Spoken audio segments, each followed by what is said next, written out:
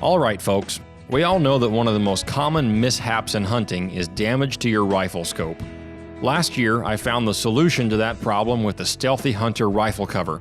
It wraps around your scope and actions securely to protect it from getting knocked off of zero or even severely damaged.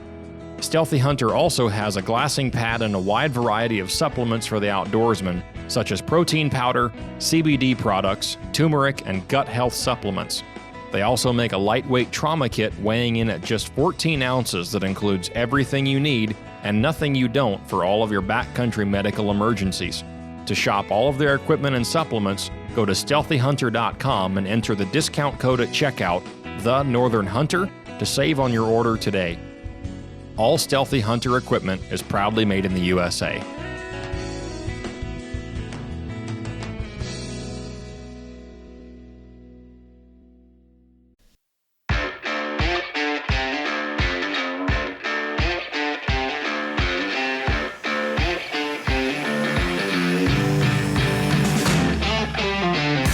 You're listening to the Northern Hunter Podcast, home of all things hunting, fishing, and outdoors in Alaska.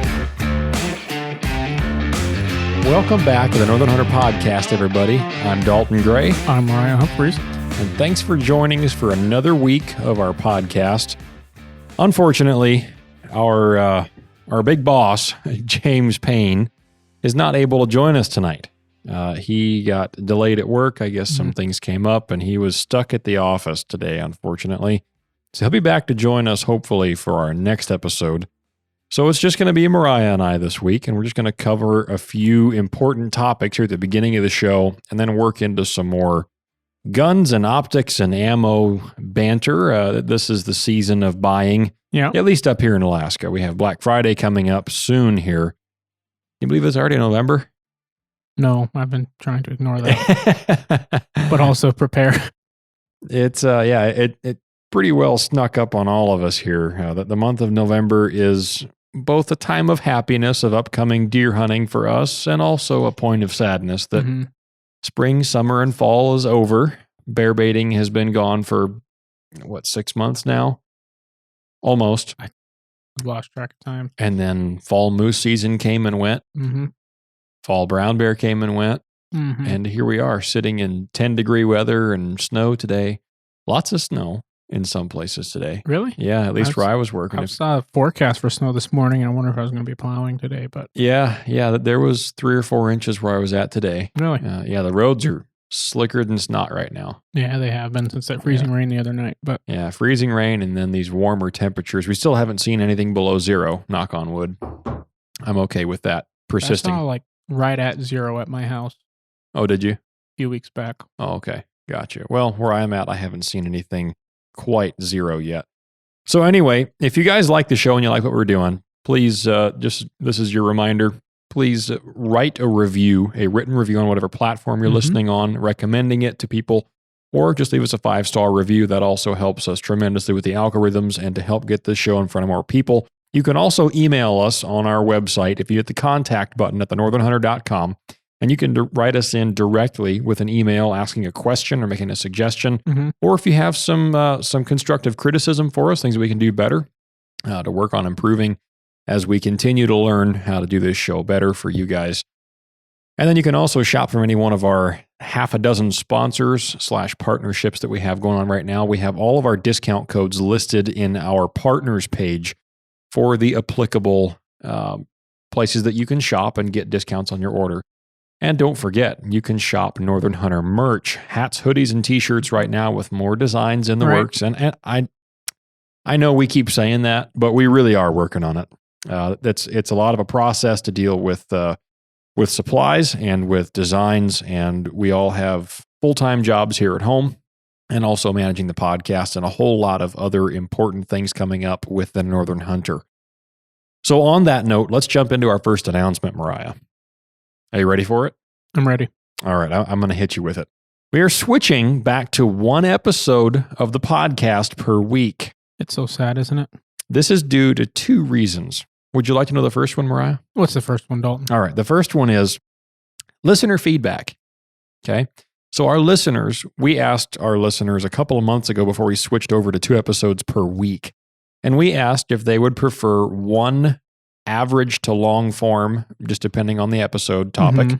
Episode coming out every Monday, which is how a lot of podcasts roll.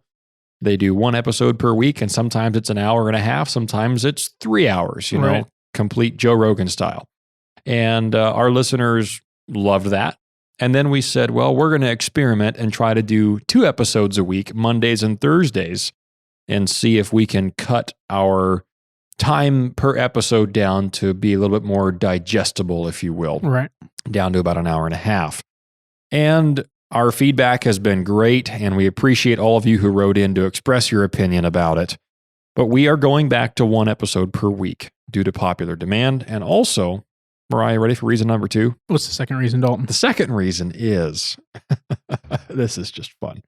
The second reason is we have some exciting new projects coming up that we're working on behind the scenes. The Northern Hunter is not just a podcast. And when James gets back, we will get into this a little bit more in depth. But we've been working a lot on other things to bring to you guys in other forms of media. Perhaps maybe to watch on a screen. We can just tease that aspect of it. But, really? But it's a lot of work. I know we've talked about some video things in the past, just kind of teasing it and some foreshadowing. But we're working on a lot of different things here at the office. And so partly for that reason as well, outside of listener feedback, we are going to be going back to 1 episode per week, and you can expect that the same time that you have been from the beginning, which is now over a year of production for the podcast. So every Monday morning on your drive to work, you can listen to the new episode of the Northern Hunter podcast. Without further ado, let's jump into our first discussion topic, Mariah. Proposal season for Fish and Game, regulation changes to 2024 regulatory year are now in play. And we found something interesting today. So for those of you that have kept up with the show for a while now, we've talked about different caribou herds in particular, and kind of the swings and the ebbs and the flows that come with caribou. And really that there are probably the majority of animals in Alaska tend to do this over time. Predators seem to be pretty stable, pretty consistent in their numbers, and they at least to me, they always seem to be growing. So, but with caribou and moose and sheep and deer, there seems to be a lot of swings, right? Right. Those are kind of the big ones that we hear about a lot. And caribou tend to be the most dramatic because there are, well, probably more caribou than anything else, right? So there is a proposal that came up. I actually saw it on the Huntin' Fool Instagram page today, and it caught my attention.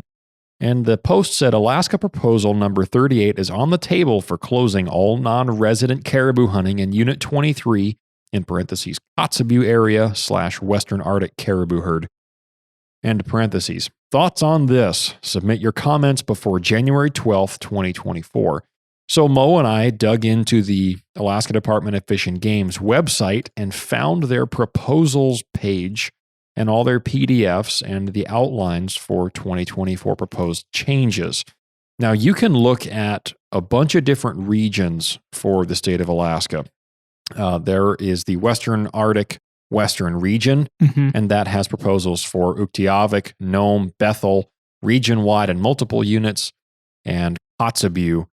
And then it also goes down to interior and eastern Arctic region, where there is McGrath, Tok, Delta, Galena, Northeast, Fairbanks, and some other miscellaneous regions as well. So each specific line item, like if you click on the Kotzebue area, Unit 23, and you can say Show Proposals.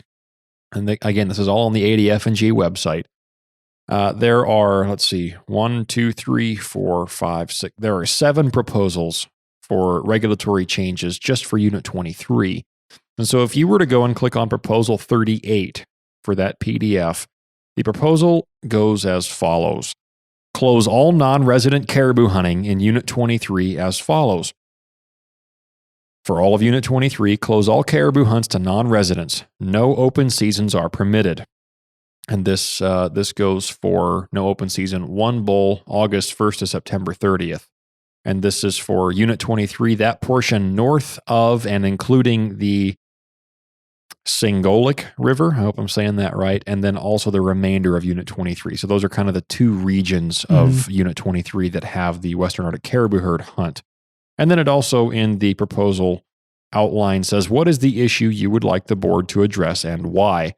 And this is coming from the Northwest Arctic Regional Advisory Council. The Western Arctic caribou herd, WACH, population has been in decline for years, and the low population level in 2022 is cause for concern. This proposal would close hunting of caribou in Unit 23 year-round to non-resident hunters to help with conservation and recovery of the herd, although still providing some opportunity for resident hunters. The Northwest Arctic Council also submitted a proposal to reduce harvest limits for resident hunters. So it's not just a complete broad stroke of just a shot at non-residents. There are also proposals against residents as well to shorten their opportunities. Now, if you'll remember, I believe it was 2021, this same unit was closed for a 2-year closure. And I think it was federal, but I don't remember exactly. And I was unable to find that information right now. I know it was the same area. It was over by the Noah attack, wasn't it? I thought it may have been further north, but I may be wrong about that. That was over closer to the Hall Road on all that federal land. I think maybe. Okay. I don't remember specifically what the area was, but yeah. So on the, let's see here, there was a comment from one of the Hunt and Fool guys. He was answering a question. He said the 2-year federal land closure expires in 2023. This new proposal has been brought forward to close the entire unit, in parentheses, all lands for non-resident caribou hunting indefinitely. So that is one area that I agree with this guy that commented there, and that was written in by Austin Atkinson. He guides up here, and he also works with Hunt and Fool a lot. So what Austin said here is actually what caught my attention. This proposal did not show any end to this closure. It doesn't really give a good explanation. Now, to clarify for people, really anybody can write in a proposal for these regulatory changes. It doesn't mean that it's going to have any teeth in front of the Board of Game. The Board of Game is going to sit down and convene, and your comment deadline for this is, I believe, January 12th of 2024. I just had that pulled up and I lost it. But I believe it changes for different units. So like for the Western area, the deadline for your submissions, for your submissions was November 1st, I believe, if I'm not mistaken. And sorry, I should have had this better outlined. I did have it all pulled up and then I clicked the wrong button. So that's why Mariah should have done this for me. So yeah, the meeting dates for the Kotzebue, the comment deadline for that one is January 28th. The Western Arctic Western Region is January 12th. And the comment deadline for Interior and Eastern Region Arctic is March 1st. And then it shows the locations of each of those meeting dates. So, that there is definitely some time for public comment, but I believe agenda change request deadline, there it is, Wednesday, November 1st, 2023. So, let's see, the Board of Game will meet via teleconference to consider agenda change requests following the November 1st deadline. So, the proposal deadline is up from what I understand. But now it's public comment period. So this one in particular, I believe probably has some teeth. I think so. Because of who it was written in by, the Northwest Arctic Regional Advisory Council. I also like the fact that it gets the federal government out of it. It leaves it federal? It leaves it to the state, because then now it's a state regulation, not a federal regulation. For the Board of Game. And honestly, it's easy to change state regulations. Yeah, you are right. Yeah, you're 100% correct there. I think from that perspective, it is a step in the right direction to put that power in the state's hands. Not to say that the feds won't close the federal land again, as it already is, because that 2-year closure is about to be up. So we'll see what they do, but the state did leave the state land open, right? Yeah, I believe so. From what I understand here, they want to close what was still open, that was state land out near the Kotzebue area. So another few interesting proposals are some brown/grizzly bear hunts for seasons in parts of Unit 20 that want the season extended to June 15th. Now, we talked a lot about bear baiting here this last spring and expressed consistent, if not constant, disgust about grizzly bear season closing in a lot of units at the end of May, and how all of us wish that we could shoot grizzly bears over bear bait if the season was extended to the end of June, just like black bear season is for our bear bait purposes. So there was a proposal from a few different private entities that wanted the season extended till the end of June. But then there were two that stood out to me. One of them proposed the extending of brown grizzly bear season to June 15th. And I thought, well, that's kind of an odd day to pick. But then I went over and clicked on the next proposal, and it was by Fish and Game. And they proposed the extension of brown grizzly bear hunting to June 15th as well. Right. So even though it's not the full month of June extension that we all have been wanting for the last step in the right direction, decade now that we've been working on this, bear baiting together and so on. Right. If not close to it, it's at least a step in the right direction. I mean, 2 more weeks. You and I both know that there have been a lot of times that 2 more weeks could have made the difference in killing grizzly bears or not. To the point where if we had grizzly bears hitting a bait consistently in the first week of June, we would just pull the bait because no black bears were going to hit it, right? Right. So 2 more weeks would be quite the incentivization program. Would be a game changer. Oh boy, there's my favorite term in the hunting industry: game changer. Game changer. I'm going to go ahead and mention, I've noticed, I was looking through the other proposals. So that's proposal 38 with the caribou we were talking about. Yeah, for the Kotzebue area. Proposal 39 is to lengthen the brown bear hunting season in Unit 23 for residents to no close season, 2 bears every year. See, now that is good. Exactly. Now, they're not just trying to close down one part of a hunt. Who proposed that one? Was that the Northwest Arctic Regional Advisory Council? That's a mouthful. Well, see, that is... I can almost get behind that then. Right. If they want to limit hunting for a short term and at the same time say, hey, kick this up a notch, everybody starts shooting more bears. Right. That could make a difference. They're also trying to reduce the bag limit for residents from 5 caribou per day to 4 caribou total. Okay. Only one of which may be a cow. Gotcha. Which doesn't seem like that big of a deal either. I'm not really against that. I'm not a local there. Right. But 4 caribou can feed your family for a year. Right? Right. And that's only if head of household goes out and hunts. True. Exactly. Right. True.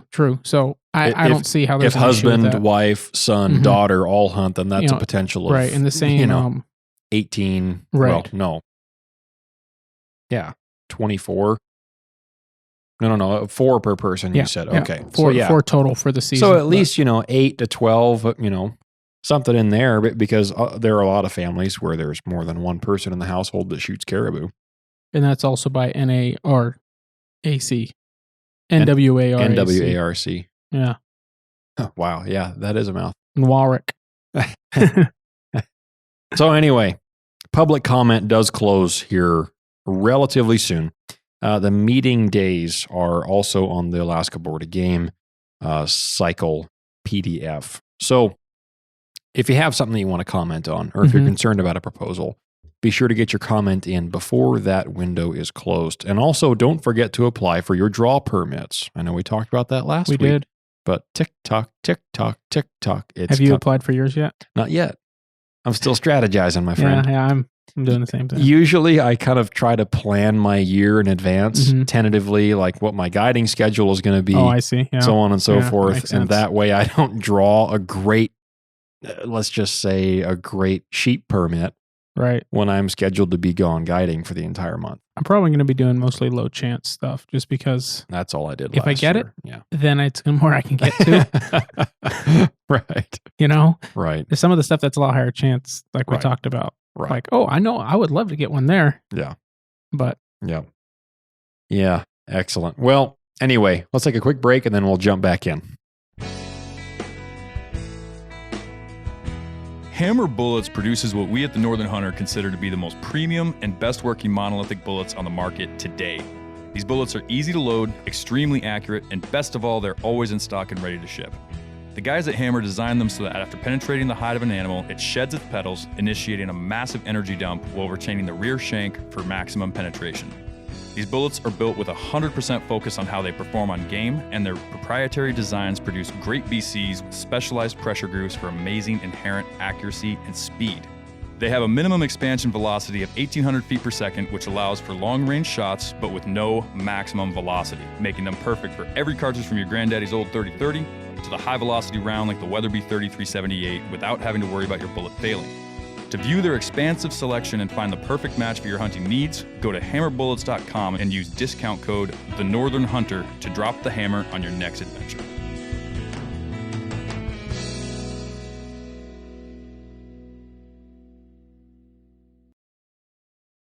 All right, so let's jump into a couple of listener emails that we got. These aren't really Alrighty. questions, but they're more of just kind of our public comment, if you will, for the Northern Hunter podcast. If you did write in a question, you're waiting for an answer. That'll come towards the end of this episode. Yep, there you go.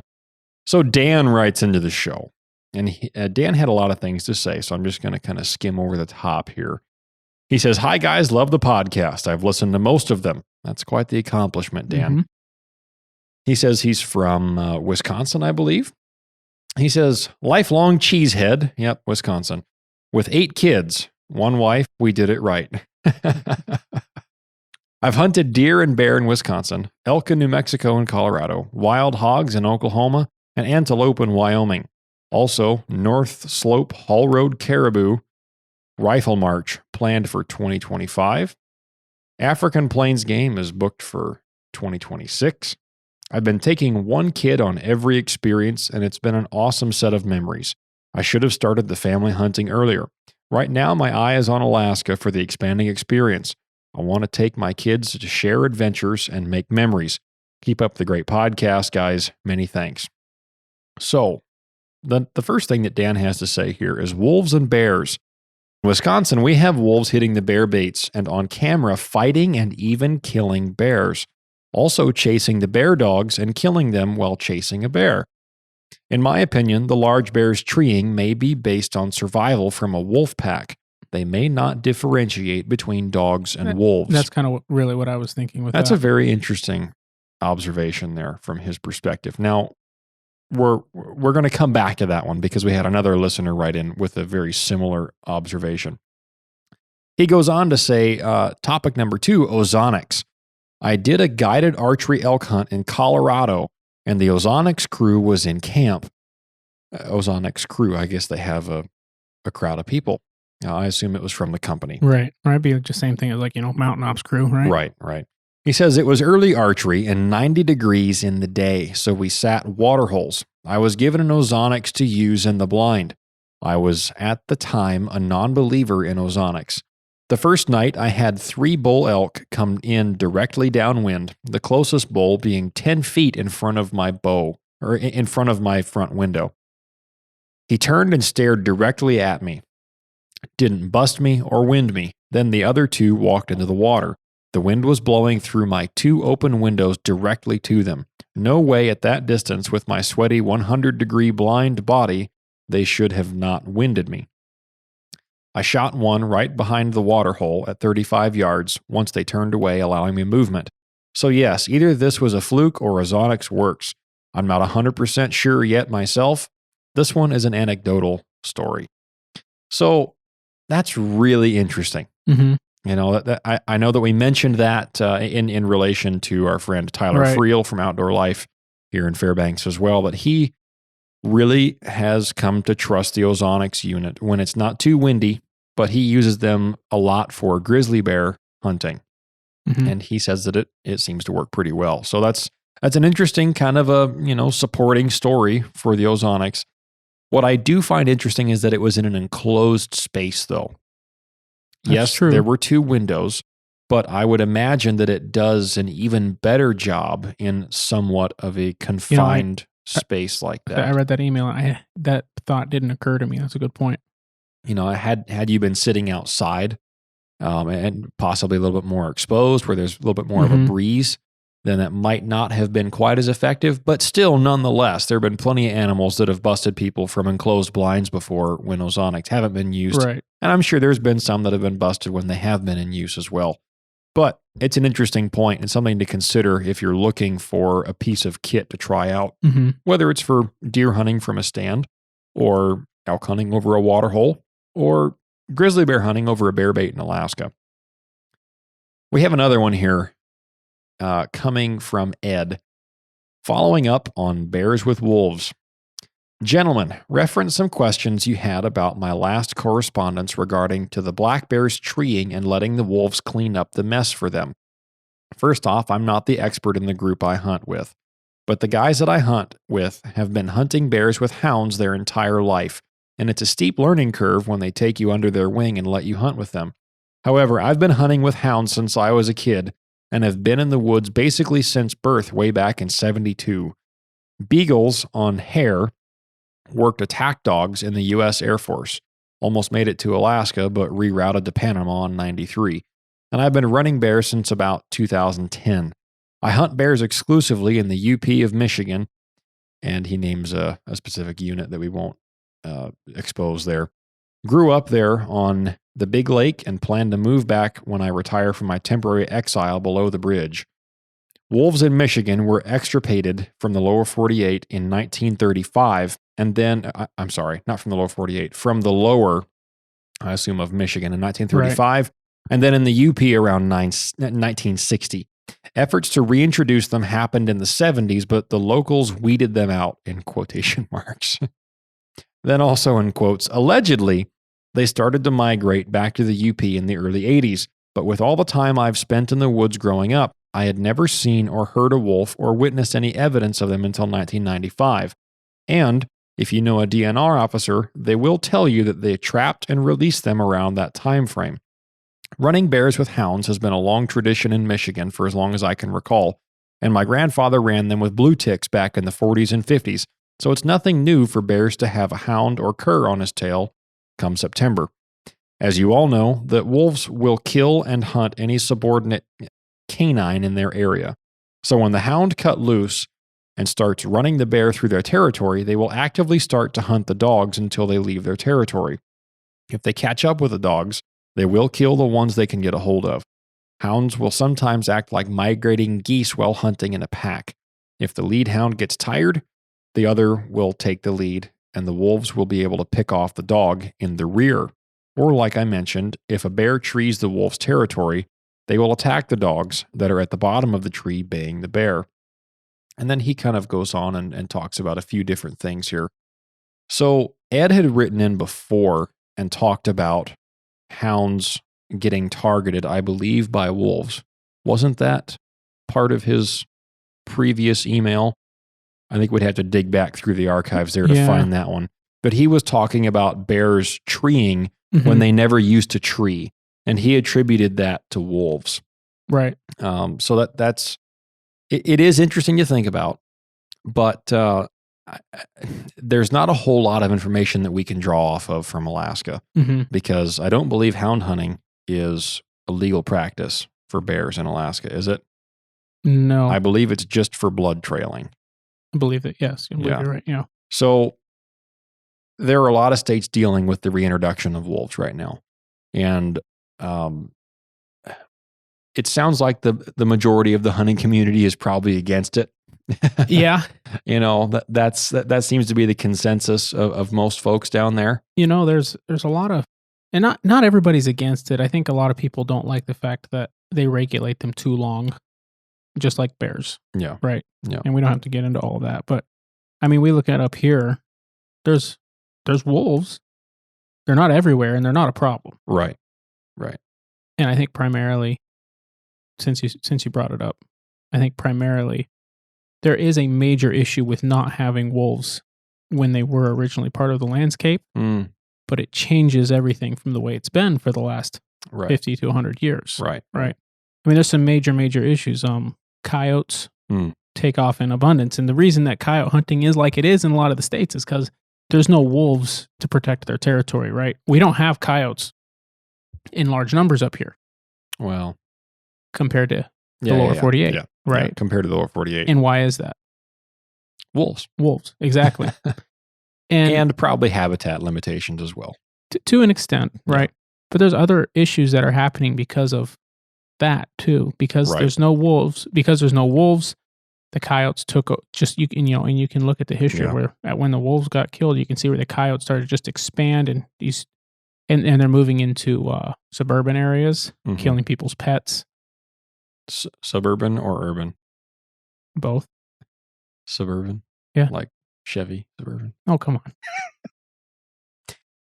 Not necessarily urban, but suburban areas. I would say that just from the limited amount of experience that I have trying to figure out that the differences between where I find wolves and where I find coyotes, one of the areas where I find wolves and coyotes is the same area. Yeah. I mean, most of the state's that way, but the difference is the number of coyotes in that area. But the most coyotes I've ever seen in the state, and I see them there every year, multiples of them. You hardly go a day without seeing coyotes. Oftentimes more than one, and there are no wolves there. And it is not ideal coyote habitat. Really? It's very interesting. Yeah. I'll have to tell you where this is at after we hit the big red button here. But it's a very interesting expansion of coyotes into that part of the state. It's not a place that I would have ever expected to see coyotes, and I see them all the time. Really? Yeah. It's very strange. Well, it's amazing how things change, even when stuff hasn't changed. Right. Right. Like wolves eating sea otters. Yeah. Or coyotes eating sheep. Wow. Yeah. I was listening to a different podcast here just this last week, and someone was interviewing an old fish and game biologist. I believe he was from Fairbanks. And we're talking about like back in the day fish and game biologist. And he was talking about some of the old data supporting that coyotes kill lambs in sheep country. And that was after some agricultural development had been done in that part of the state. You know where I'm talking about.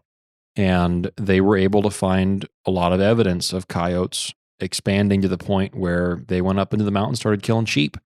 So it's very interesting to see kind of their expansion here just within our state. But again, we have gotten a few different emails from listeners concerning bear and wolf interaction, and then wolf and tracking dog interaction, and so on and so forth, and just kind of the corresponding relations there. So it's interesting to talk about, but we really don't have a leg to stand on up here because we can't really hound hunt. And, I've thought about that before.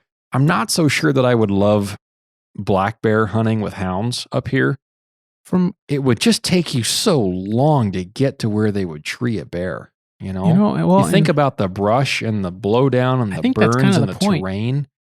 I think that's kind of the point. I suppose, but is the fact that it's not done because it's an easy thing to do. No, by far not. Yeah. It's effective. Yeah. And it's a pretty sure way of saying, I'm going to see bears today, whether I don't shoot any of them or not. If it's something, if you have a good pack and you're good at it, there's a lot of guys that do it and they'll see bears. They don't necessarily pick one out. Right. But as long as you can get to that bear before it kills your dogs, which is what this guy's talking about. True. Well, and would could you train dogs to only tree black bears? Yeah, that'd be a question for a houndsman. It would be. and perhaps you can. I would imagine with the right dogs you could. Yeah, maybe. But yeah, I mean, if you send your dogs out there and they take off after a grizzly bear track. Yeah, goodness knows those grizzly bears smell different than black bears. That's for sure. I mean, if you and I can smell one coming in upwind of us, then I'm pretty sure a dog can. But so anyway, Ed ends his email and says, again, a great show, and I look forward to it. You have me buying scent from Batum 907 and looking hard at hammer bullets for my 300 Win Mag and 35 Wheelin'. Free tip. Make sure you know exactly where you put that nasty bore stuff when you bait your sight. If you happen to get that stuff on your pant leg by accident, your wife will throw out your good hunting pants. Just ask me how I know. I took that kid out with me this last baiting season. Yeah.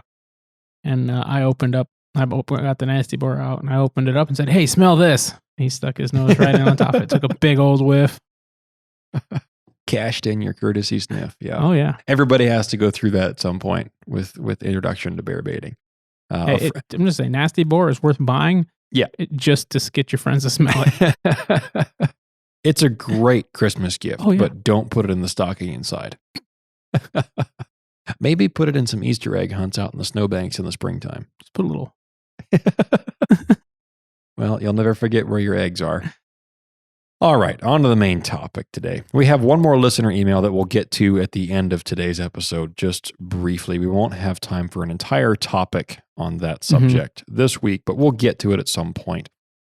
So, last week we talked about choosing some new items, right? It's the sale. It's the sale season. It's discount season, Black Friday, Cyber Monday, and everybody online is all Christmas sending sales and holiday sales. New Year's and new product releases, and everybody bonuses feels like they have money to burn. And yeah, hopefully you get a Christmas bonus and things like that. So where should you spend your hard-earned money? Besides the Northern Hunter merchandise shop. Say, yeah. Make sure you get the entire family in all sizes a Northern Hunter hoodie. But besides that, we talked about clothing, sleeping bags, tents, things like that last week. But this week, and we didn't have time last week to kind of cover this, but we wanted to talk about, because we get asked a lot of questions about this, guns and optics and ammunition for Alaska. That's what we're going to talk about today. And James is going to very likely heavily regret not being here for this one. I thought about texting him that we were going to talk about his favorite thing to talk about. Yeah. I thought I was going to text it when he said he couldn't make it. I thought about sending, don't worry, we'll make sure to cover monolithic and bonded bullets. Yeah. James used to be completely against mono metal bullets until we started working with hammer bullets. And now he has changed his tune. He likes hammer bullets. So He does.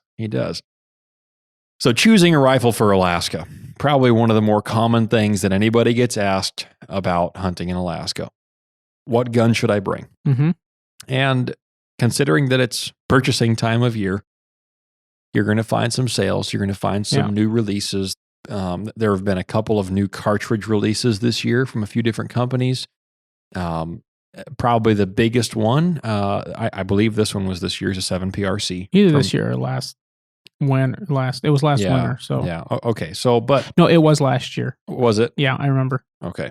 So, but we didn't see rifles and ammunition on the shelves until this year.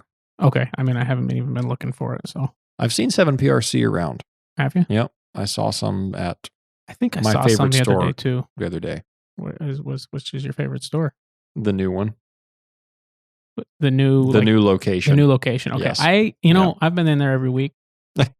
Me too. For the past month. Yeah. As soon as I got home from guiding in October, I went to the new store, and it's fantastic. Maybe we just won't mention their name on here until we get, well, we gotta get, nah. Yeah. It's Alaska ammo. It is Alaska ammo with the shooting range in there. I haven't even used the shooting range yet. But they have a little education office room and everything, and they have 5 lanes, Roger said. I was just in there lanes, but Saturday night. I went in there. I did ask. It's, hey, I like them. They're a good place. Oh, yeah. Yeah. If you're local and you want a place to go shoot indoors, yeah, just to check how stuff shoots, if you want to check some velocities on something without being outside. You could probably just set up a chrono. You can shoot up to 50 BMG. And you can take your new Garmin Zero. There you go. To test your velocities. Speaking of new gear. Yeah, I doubt we're going to see discounts on that one anytime soon. Brand new chronograph setup. Looks like the best of the best, and it's priced very reasonably, right around what the... It's about what Lab Radar always was. It's about what Lab Radar is. Yeah. And it looks like it beats Lab Radar and all the other radar-based ones. Yep. I just listened to a comprehensive review on another podcast. So I've watched about it. Several reviews, several short and long form reviews on YouTube channels and such. And it's not, it's within, 1 to 2 FPS of, say, the magneto speed, which a lot of guys like for its its accuracy. You're going to get 100% accuracy, I guess, on the magneto speed over a radar based. So John Snow was talking about it. And he's one of the guys for Outdoor. And he said that it was compared side by side with Hornady's Doppler radar. I mean, that's what it is. It is a Doppler radar. And that's no distinguishable difference. What Hornady uses? Yeah. To test their stuff? Yep. I mean, from what I've seen is it is extremely accurate. It has and Hornady no Doppler radar ain't $600. I mean, is that something they sell, or is this what they use to test? No. This is how they develop the heat shield tip for the ELDX. Okay. And this is how they test all their long range. I haven't heard of ballistic it. coefficients and all things. Yeah. And that's where they get all their data to develop for their Hornady ballistics app, their Ford-off solutions for ballistics. So, yeah, compared against literal space age technology, comparatively speaking, it has the same results. Yeah. So, and it's the size of a little bigger than your GoPro. Yeah, exactly. It's very user friendly. It has an app that'll link to your phone that you can look at all your data on. You can save all your data to your phone just as you shoot. Yeah, very nice. Yeah, and really nice, intuitive technology. Might have to go for an upgrade over the old lab radar, huh? Well, we'll see. So Garmin, if you're listening, no, I'm just kidding. Right. So choosing a rifle for Alaska. Yeah. Number one feature, hit me with one. If you're looking for a hunt in Alaska, let's just say, not even species specific, but we'll say interior, and you don't live in Alaska, and you say, I'm going to buy a new gun this holiday season, what's the first feature that you're going to go with? Ammunition availability. That's practical, all right. I'm trying to think of what I mean, if I am just buying a new rifle to go to Alaska. Now, why would you think about ammunition availability? Well, I shoot a 300 Winchester Short Magnum, which is an excellent cartridge. I think it was made well ahead of its time. The more I have personally reloaded for it, the more I like it. Yeah. You can outperform a 300 Win Mag and depending on your bullets and your powder. In factory loadings for the Win Mag, yes. In hand loads. You can outperform fairly easily. Factory reloadings, you're going to depends on in some weight classes, yeah. Right. You can in a lighter. Yeah. In a lighter rifle too. Yeah. Because it's a short action. Short action. Right. Yeah. So I really like my 300 Short Mag. In fact, I love it. It's an awesome rifle. I don't recommend buying one if you're getting ready to come to Alaska unless you are reloading for it well ahead of time and have the brass. Because I mean, it's a whole nother. Reloading is a whole nother. We're going to talk about it later. Yeah. But it takes shooting and sighting in and it takes all that and it adds 3 or 4 times the amount of work you have to do to be ready for a hunt. Yeah, you either have the time and the ability to do it or you don't. You can't get into it halfway and then, I don't really want to do that. Right. Because then you put yourself in a bad situation with a gun that you can't buy factory ammo for, but you don't want to reload for it. If I was going to buy, do you want me to just name the cartridge? Yeah. 300 PRC. Really? Really. Because... Boy, that's a surprise. I mean, I have a lot of... I've started to really nerd out on custom guns and Wildcat cartridges and... I should specify, it's a surprise that you said that. It's not a bad answer. Right. But, I know that's what you meant, yeah. But knowing you and traditionally what you would have said, that's not what I expected you to say. I originally was thinking 30-06. Okay. But you can get a lot better performance. Yeah. And, you can reach out. You can reach out further and you'll be more effective at close range, especially for interior Alaska. I would say caribou, moose, black bear, grizzly bear. Yeah. There's nothing that you're going to worry about destroying at close range. Yeah. Right. There's nothing that you got to, on all of those, you could easily shoot it. If you know what you're doing and you can shoot 400 or 500 yards would be a piece of cake. Yeah. Right. With the right loads, factory loads, especially. And there's going to be good factory loads for that cartridge. Yes. There definitely already are good factory loads available for the 300 PRC. Pretty much any time Hornady puts out a cartridge, it has the ammunition and bullet selection to back that cartridge availability. Right. That way it doesn't, I don't want to dog on anybody else in the hunting industry for how they released a specific cartridge, but we have seen it happen even in more recent years where a company will release a new cartridge and you'll see guns hit the shelves before the ammo does. Oh. And the ammo doesn't show up for months. And it's available online, But there are a lot of guys that live in Alaska that either don't or can't buy ammo and ship it to Alaska, right? There are a few, very select few ways that you can get ammo to Alaska for the common man, right? Right. And a lot of folks don't do that, or they don't know how to do it. So cartridge availability is a big one. Yeah. And when you're looking at a Hornady manufactured cartridge that's loaded with Hornady bullets, whether it's the ELDX, the ELD Match, or the CX, which is their monometal bullet. Right. Those pretty much cover all your bases. They do. And a 300 PRC is not a bad choice at all. It's not an ultra fast cartridge. It's not. It's a relatively moderate cartridge as far as speed goes, but that's not what it's designed around. It's not a 30 nozzler, which is faster, but cannot shoot the ultra heavy high BC bullets in its weight class. The 300 PRC factory loads start at 212. A 300 Win Mag starts at 165 or 180, depending on what you have available regionally. But the 300 PRC is a tighter twist barrel, an optimized throat and chamber design to match those long, heavy weight class high BC bullets, which is all built to extend your range overall and improve your efficiency of the cartridge. So you don't need to start out at 3,300 feet per second. You can start out at 2,950 or 3,000.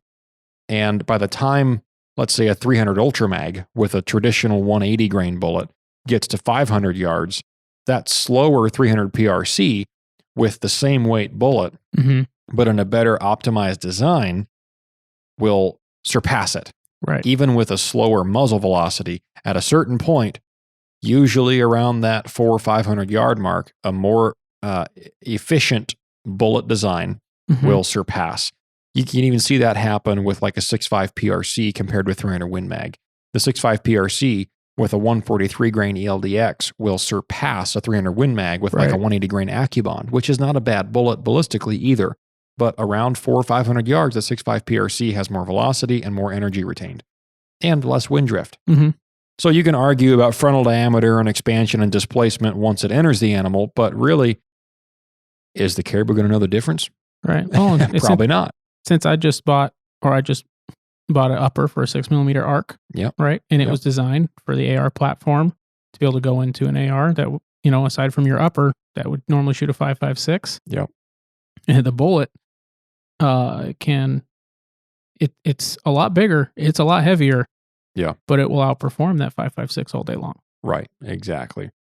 I'll bet it'll even outperform my 243 Winchester with the right bullets. It's not designed for speed. Compared to 243 Winchester, will shoot hotter loads all day. But with what weight bullets? And can I stabilize the heavy, high weight bullets? I don't know. I mean, the heaviest bullets you're really shooting at a 6 arc is around 100 grain. Maybe 110, 108. I've never shot anything over 100 grains, and rarely even that. My hand loads are 80 grains. I mean, since we're talking about 6mm, I can't. If you want to get a 6mm for a modern 6mm cartridge that is going to do what we're talking about, you want a 6 Creedmoor probably for a bolt gun.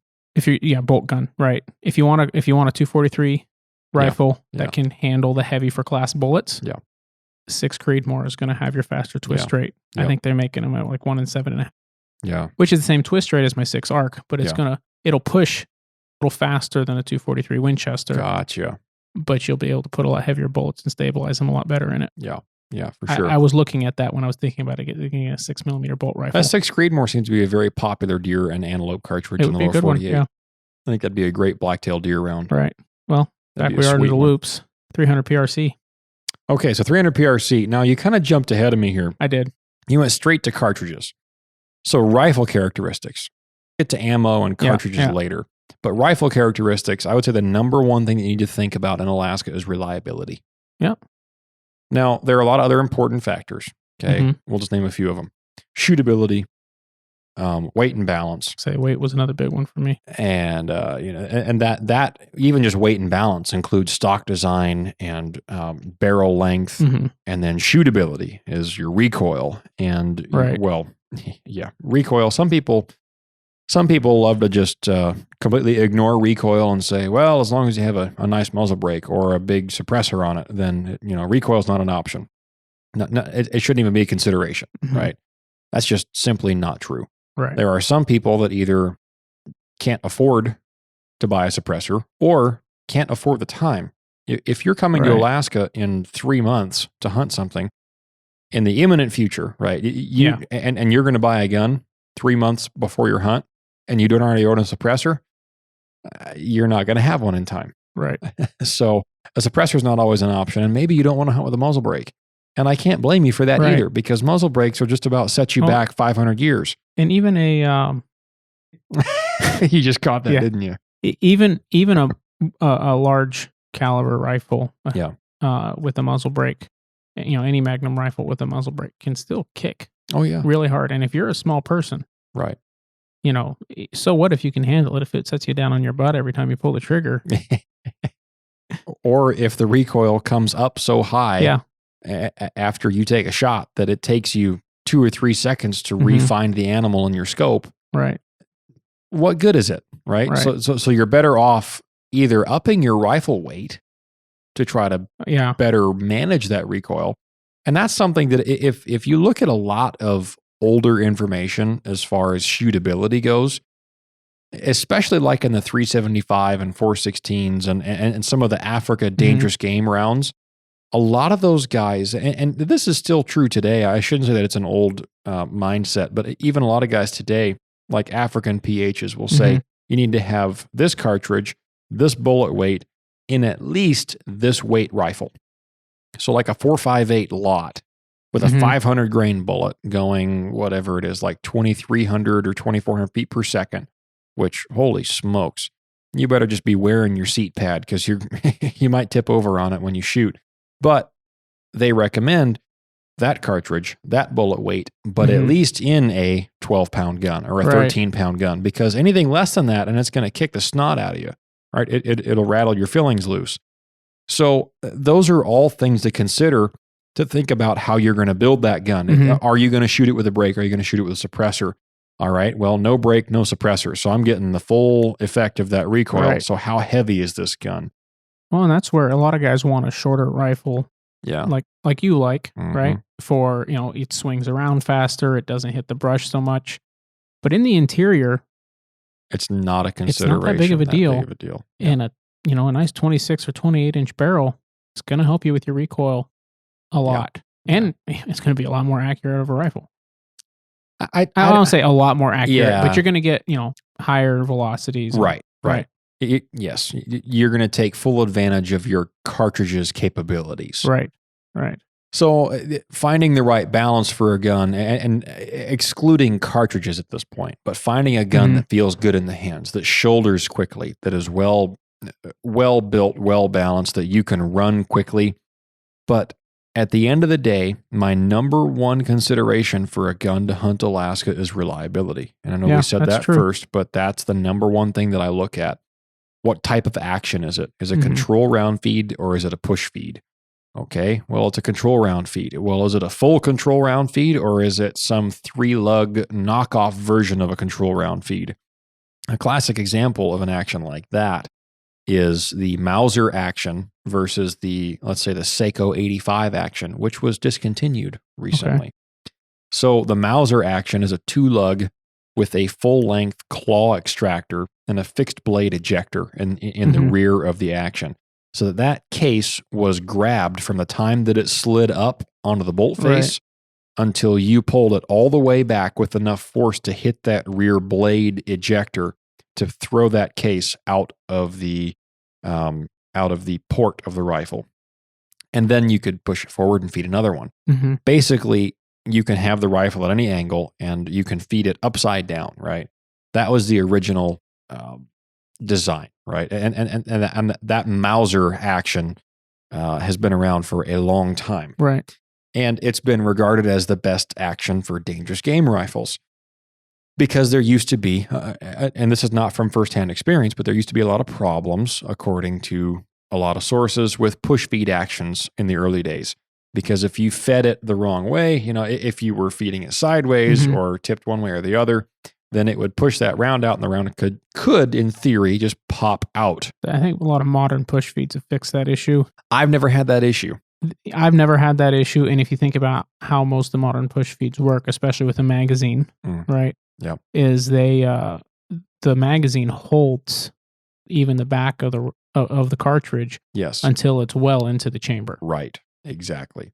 So I'm not sure if that's been changed over time, like you just mentioned, or if that's simply was never a big deal and people just turned it into a selling point for a control feed action. Right. But back to the control feed versus like a knockoff, if you will. And this is not a dig against Seiko or Sako for that matter. But the Seiko action has 3 lugs, okay? Like a pyramid. Okay. Triangle shape if you're looking at the bolt face. But the bottom of that bolt face is not full length rounded like a push feed Remington 700 clone is. It's got an open face on the bottom of the bolt face. Okay. And it also has a notch cut through it, just like the Model 70 action would be on a control feed. But that blade ejector did not come in from the bottom diagonal side onto a slot. It comes in directly on the bottom of the bolt face. So when you grab that round, it does push it up. It doesn't have control of the round the entire way, though. When it pops up, you still have to close that bolt for that extractor to grab that rim. Right. And then when you pull it back, when you get all the way back, it hits that fixed blade ejector. The problem was, and this is why they discontinued it, was that fixed blade ejector being on the bottom of that triangle, right on the bottom of the round at 6 o'clock, would kick that brass up. Yeah, I was that. Instead of out and away. Yeah. And so, as a result of that, kicking the brass directly up results in the brass hitting the windage turret on your scope. And a lot of guys had problems with that. I have a 30-06 and a Seiko 85. And I have tried many, many different loading speeds and cycling that gun and trying to spit the brass out and get it to do it. I've only ever gotten it to kick the brass up and hit the turret and then bounce back in like a handful of times. Most of the time, probably 98% of the time, it spits that brass out and then it goes completely, way off into la la land like a fixed blade ejector is normally supposed to do. Because you ram it back with that much force, it really kicks that spent brass way out, right? Right. But on the longer case designs, like the 375 H&H, it was specifically a real problem with those Magnum cartridges where they got longer overall cases.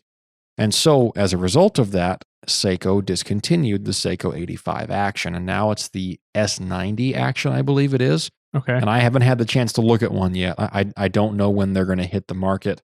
I've seen a few videos of them in circulation at this point, but I haven't had the chance to look into them that deeply yet. So, that's kind of all to wrap back and say modern push feeds or control feeds.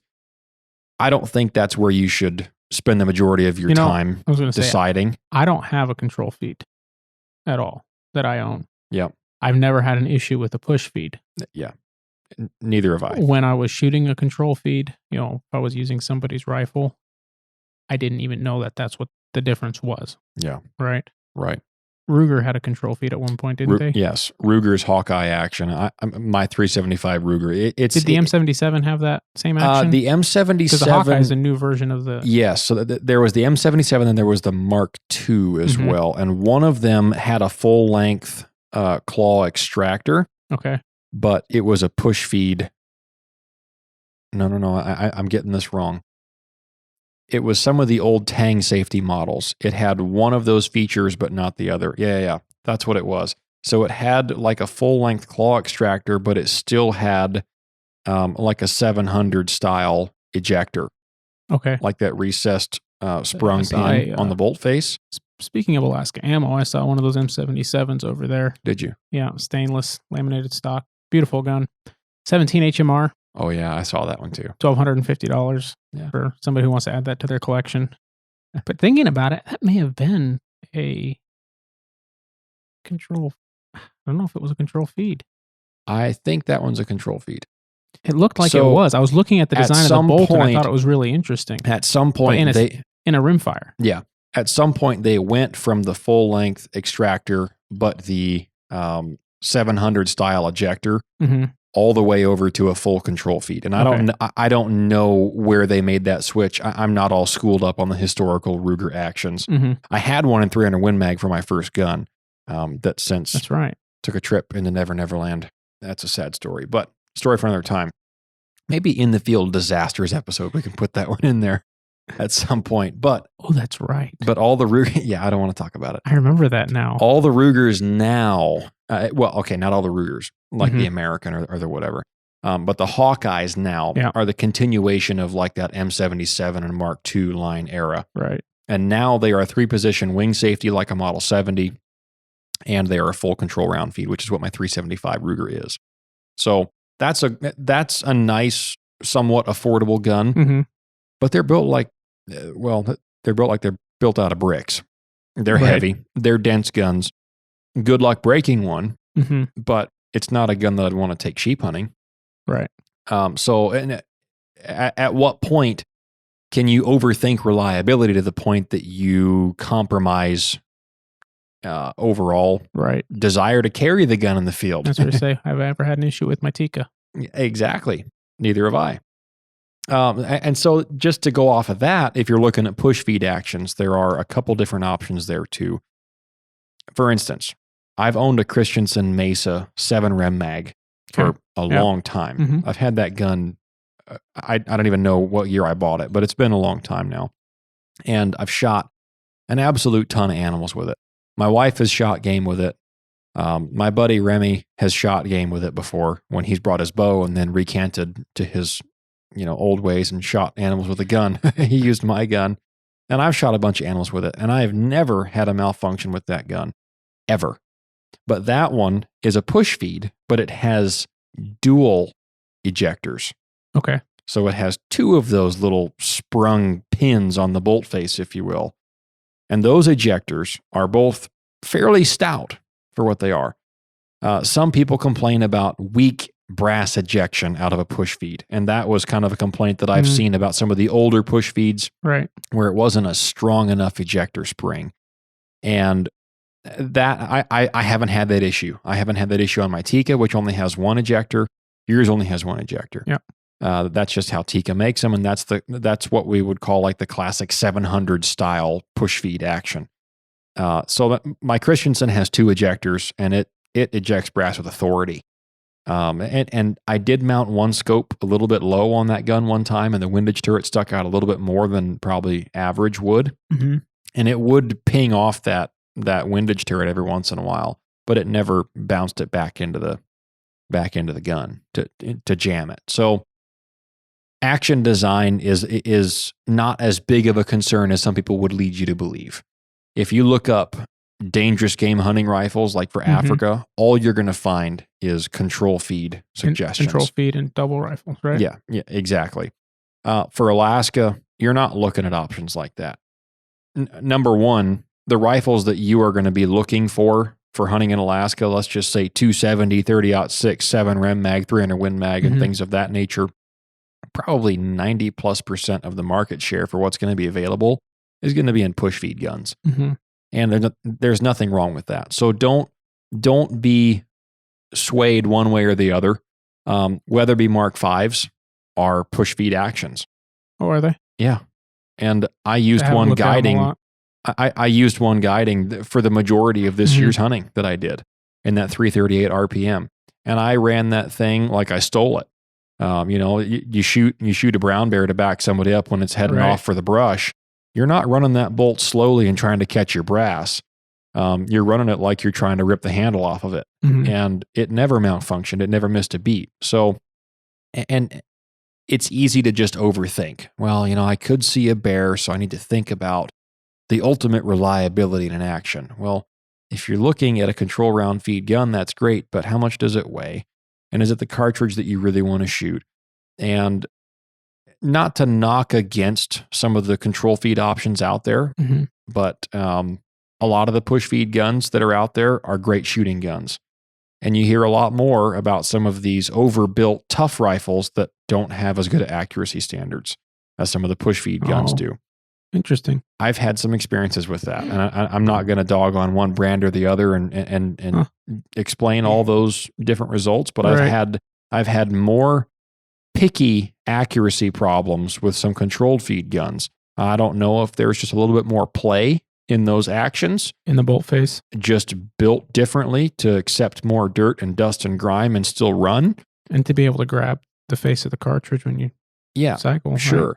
So I can't speak well enough to the subject yet, but I do know that all my push feed guns have always been, on average, much easier to get good groups out of. Interesting. So, if you say that, a lot of most, if not all, well, not all, but almost all the builds, you see somebody doing a build for accuracy, shooting long range. What are they building on? Like a Defiance action. Remington 700. Yeah. Of some, usually 700 a clone. blueprint 700 blueprint or clone action. Right. Yeah. And there's a million of them out there. Yeah. That's what everybody makes. Yep. They're easy to build on. Yep. There's stocks, options, everything you want for it, right? Yep. And hey, if all you're going to do is sit on a bench and shoot, it makes a lot of sense. I can see some... Even if you're hunting up here. Even if you're hunting. And some of the safeties on them are what they lack the most. Okay. James had an issue with his safety on his 700. See, that's a really interesting topic. Mm-hmm. Let's jump off the diving board into this. I wasn't this going is actually something that I was going to bring up. When you're considering a push feed action, the majority of those are going to have a 2-position Remington 700-esque style of safety, where in the rear position, the gun will not fire. It is safe. However, the bolt will still operate. Right. Full forward, the bolt will obviously operate, and the gun will fire. On a lot of the control feed actions, because they're trying to kind of duplicate that old pre-64 Winchester Model 70 style of control feed design, they have a 3-position wing safety, where position number 3 all the way back is the bolt is locked, closed, and the trigger will not obviously fire. In the middle position, number 2, the bolt will operate, so you can load and unload the gun without it being on fire, and it will obviously not fire in position number 2 in the middle. On full forward, position number 1, the gun will go off.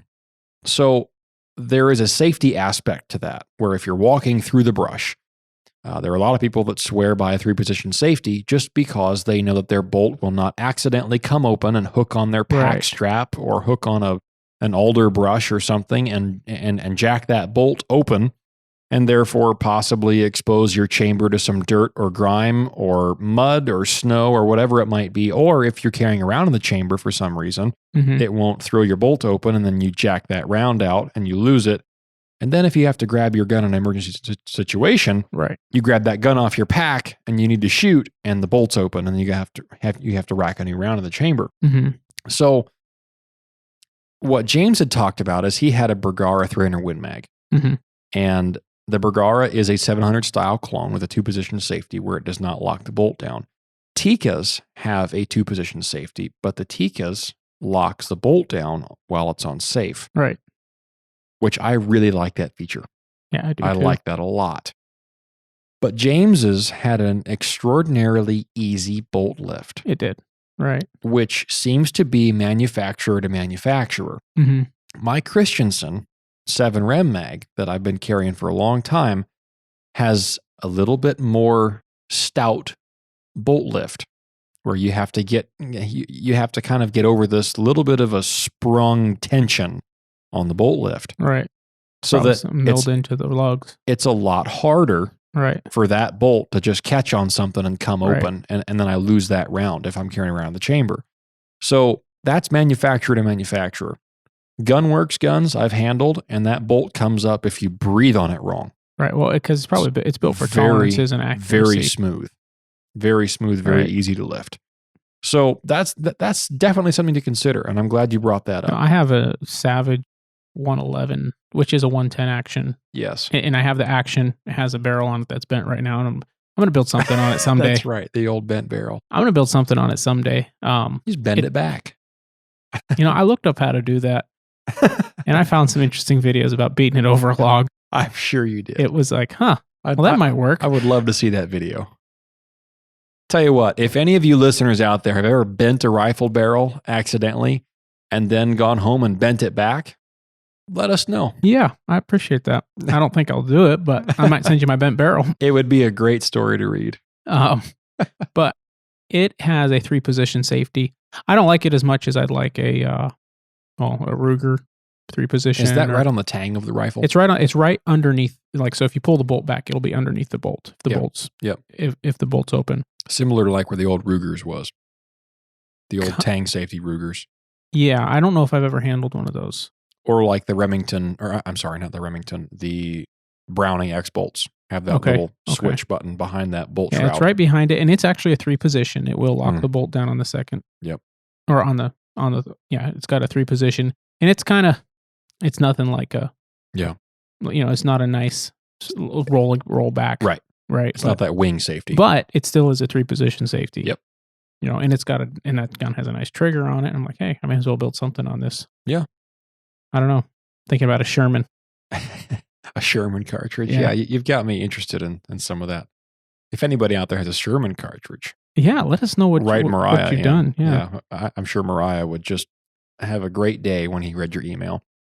So you have a lot of considerations there. We've talked about weight and balance, shootability, cartridge availability. You kind of already skipped ahead to that. But like you said, pick something that you can find ammo for. Yeah. The number one thing that you want to do is make sure that you can practice with it. Don't buy, let's just give an example, a 28 Nosler, where the only ammo you can find is $120 a box for 20. And you can't hardly even afford to shoot more than a box every few months because it just hurts that much. If you can afford to do it, then fine. Yeah. I would say. Absolutely. I might hate to say it, but Weatherby ammo is the same way, right? Yes, it is. It's expensive ammo. I saw some in the store the other day. I don't remember what it was for, $33.78 or something. It was like, it may not have been that cartridge. Maybe it was a bigger one, but it was Alaska Ammo has $33.78 and $378 right now. Yeah, and they had some 416 Weatherby too. Oh, did they? Yeah. Okay. Yeah, I think maybe that's what was like $180 a box. Oh, but that's kind of a novelty cartridge altogether. I mean, yeah, that's a thumper. That's like 3 times the powder capacity of, well, a lot of stuff. Right. But just as a rule of thumb, buy something that you can practice with. And that doesn't even have to be due to ammunition cost. It needs to also be considered with ammunition availability. Right. And you need to find something where you've got multiple options for factory ammo if you're not going to be reloading for it, where your gun might not like the original load that you want to shoot with it. Right. So you might have to go out and experiment and buy some different factory loads to shoot and see what that gun likes, what you can tune it in with. So don't buy a cartridge and think that you've got this great do-it-all gun and then it likes the wrong bullet. Say it only shoots match ammo. Right. That's not what you're going to want for a lot of situations. Right. Even though it can definitely work, just keep that in mind. Yeah, that's true. Action design, and then that weight and balance, bolt lift, does it lock when it's on safe, and shootability. Can you handle the recoil? Recoil is a learned behavior, and it is mental, but after a while, recoil does take effect. And you develop subconsciously, whether you realize it or not, that's why it's called subconscious. You can develop, any shooter is susceptible to target panic or bad form. It goes by many different names. I've been trying to shoot every week. Yeah. Even just a few rounds, working on some loads or something. I try to get to the range on Friday or Saturday. Yep. Put a few rounds on target, check some loads, whatever I'm going to do. But what that allows me to do is it allows me to every week practice. And I've gotten much, much better. I'm sure. At ignoring everything but the target, the sights, and the trigger. The shot process. Yes. Yeah. And that's all you need to work, especially when you're sitting on a bench. Yeah. Right? Which allows you to zero in on that. Yeah. And to dial in my own shooting abilities, right? Right. I had an interesting phenomena happen shooting. Hit me. I've never had anything like this happen before. It's always been the other way, especially as a kid and a teenager. When so usually you get handed a gun when you're a kid, and it's a 22. No recoil, nothing noticeable, right? Okay. And then your dad, because he wants to have a laugh, hands you a 45-70. Right? And you're not very stable, and you shoot it, and you almost fall over, and he has a good laugh, and I don't know, I get it. And it was funny for me when it happened. It's funny once. Right. But at the same time, all of a sudden, I'm introduced to this recoil. Yeah. Right. And I had shot other guns that could recoil at that point. It wasn't just from 22 to 45-70, right? That's good. But all of a sudden, you've got all this recoil, and if you don't, or you shoot a scoped rifle like a 30-06, even it's not that heavy of a kick. But if you're not holding that rifle right, you're going to get scope cut. Yep. You're going to get scope eye. Dork stamp. Right. Right. And so I at first, as a kid, especially and a young teenager, learning to handle recoil and not target panic, right? Yeah. Was a big deal. And I got over, going from a light, no recoil or little recoil to heavy recoil. And I've shot heavy recoil, and that's about all I've shot for at least 10 years. Yeah. The occasional 22, but I don't know if that really counts. So I took that 6 ARC to the range a few weeks ago and started shooting it. Yeah. When you have a heavy recoil rifle, you take your time with every shot, especially when it's a hunt, especially when it's a bolt action or a lever action or something. Even that 30-30 that I've been shooting and working on some loads for isn't that heavy of a recoil, but it's got enough that you notice it. Well, there's almost no butt pad on it. Yeah, no, there's nothing. It's a hard, it's hard plastic. Yeah. There you go. And it doesn't hurt that bad, but there's a little bit of a kick there. Yeah. Especially with the loads I'm shooting, But what I had happen to me when I started shooting that 6 ARC, I had shot the 30-30, then I got out the 6 ARC and I started shooting it. And I was just shooting some factory ammo, breaking it in, brand new barrel. I'm breaking it in the barrel a little bit and just seeing where it lands, trying to dial in the scope a little bit. Yeah. And I didn't bore sight initially. I was like, where did I hit? Oh yeah, I should bore sight this. I didn't. I completely missed my 2 foot by 4 foot high target. It was off by like 3 feet and 2 feet. Oh, whoa. Yeah. Anyhow, so I fixed that, and then I started shooting. And what I found was like, whoa, this thing shoots nice. Yeah. I can pull the trigger. Ooh, boom. And I just started pulling the trigger. Tap, tap, tap. And at 100 yards, I've got like a 2-3 inch group just pulling the trigger like every couple seconds. I'm blowing my mind, right? Like, can't do that. And that's with a high-powered rifle. Like 20 rounds or something like that? I didn't do that for a full 20 rounds. I think that was like 10 rounds at a time. Okay. Different spots. But yeah, I've got like a 2-3 inch groups. And I didn't do them all like that. I was testing velocities and stuff on the factory ammunition and stuff. But now that doesn't give me I can't say, oh, this is a 2 MOA rifle. Because if I took my time, right. As I showed you some pictures of some other shots I did, that it's easily a half MOA. Half MOA with how many shot groups?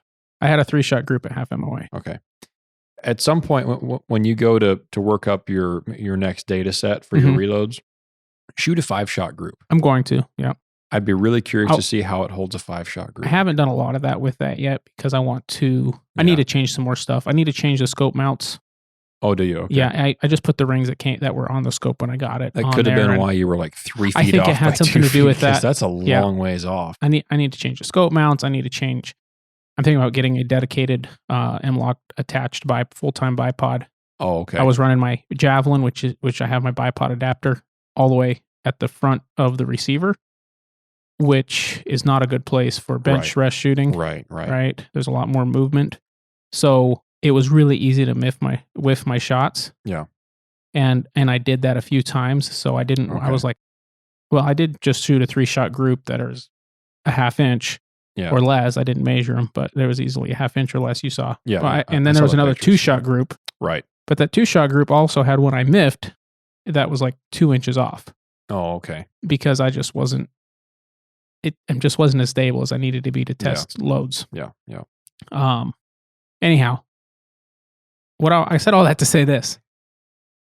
It was really easy to get out of form when it was easy to shoot. Yeah. Because you're not just taking your time and making everything. Because when you're taking your time every shot, like, well, and at the end of that day when I shot like 40 something rounds that day. And I wasn't even trying to get really good groups that day. I was just seeing what stuff did and shot some factory, shot a few hand loads, and experimenting with some predator loads. Yeah. And at the end of the day, I was like, I had to like really think about it more than I had to at the beginning. Right. About focusing in. Like I had the opposite. Interesting. Like usually when you start shooting easy. Yeah. Easy. It's easy to dial in because there's no recoil, none of that to think about. Right. But now when that's not a problem. Yep. It's a whole nother thought process and learning curve. Anyhow, I took a long time to say that. Well, yeah, it's good to go back to the basics and just make sure that your form is going right. A good thing to do is just dry fire practice. Right. We've talked about that before many different times, but dry fire practice is a good way to practice just your form and just smooth trigger pull, even tension on your grip, which should be minimal. You definitely don't want to be torquing your grip one way or the other. But yeah, good form is paramount to consistent shooting. And kind of shooting those 3-shot groups is probably the most traditional way to kind of zero in a gun. I've shot more 5-shot groups in the last year or so, just because there was somebody that kind of prompted that shift. And the way that I understand it, and it does give you better odds mathematically to kind of come up with your exact center of zero. Shooting a 5-shot group increases that data set, right? It's not just a 3-shot. It's a total 5-shot group. And then so you shoot 5 shots, let the barrel cool down. Shoot 5 shots, let the barrel cool down. And I mean like back to ambient air temperature cool down. Not 10 minutes and it's still just barely warm. So, all right, well, it's cooled off enough, like a complete cold bore 5-shot group. And also denote which is your cold bore shot every time. Oh, there you go. To absolutely make sure that your cold bore shot isn't a 1/2 inch high left of where the next 4 go, right? So you're kind of developing all this data set for this gun with that load, right? And you're just trying to find, all right, so over a 5-shot group, 5 different times, which is 25 rounds of expensive ammo, mind you. But you'll see, all right, in these 5-shot groups, my average measured center is about 3/4 of an inch left of absolute dead center of where I want to be zeroed. Right. So now I know that I can come over 3 clicks, 3/4 of an inch at 100 yards to really shift my true zero point. And then it also helps you to check and see if your zero floats. Some guns have been known to float their zero. And that could be due to your optics. That could be due to your optics mounting system. It could just be your gun or your ammunition, variabilities in that. So you're always just trying to build data sets for your platform and just try to have a written history, have like a notebook and just catalog all of that stuff. Right. And that's not even to mention tracking your speeds out of a chronograph of some sort. If you remember those 2 pictures I showed you? Yes. One was a 3-shot group, one was a 2-shot group. Yep. If you put those two shot groups over each other with the target dot from the target in the center, that would be a half MOA group, 5 shots. Yeah. But that was in between, that there was a cooldown period in between. No, not really. I mean, a few shifted, minutes maybe. You just shifted. I just switched. I did a different dot because I was switched bullets. Oh, that's right. Those are those hammer bullets that I was testing for, see if they got the same point of impact. And within a 1/4 inch at 100 yards is... It's good enough for government work. Yeah, I'm pretty happy with that. It's enough I can dial to correct, Yeah. We should probably take... Yeah. And then dive back in. All right, folks. We all know that one of the most common mishaps in hunting is damage to your rifle scope. Last year, I found the solution to that problem with the Stealthy Hunter rifle cover. It wraps around your scope and action securely to protect it from getting knocked off of zero or even severely damaged. Stealthy Hunter also has a glassing pad and a wide variety of supplements for the outdoorsman, such as protein powder, CBD products, turmeric, and gut health supplements.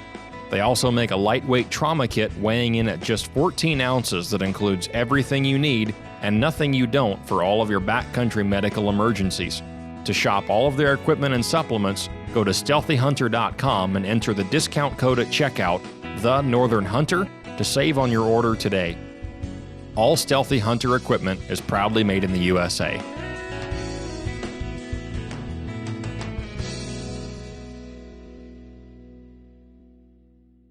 And we're back. We are.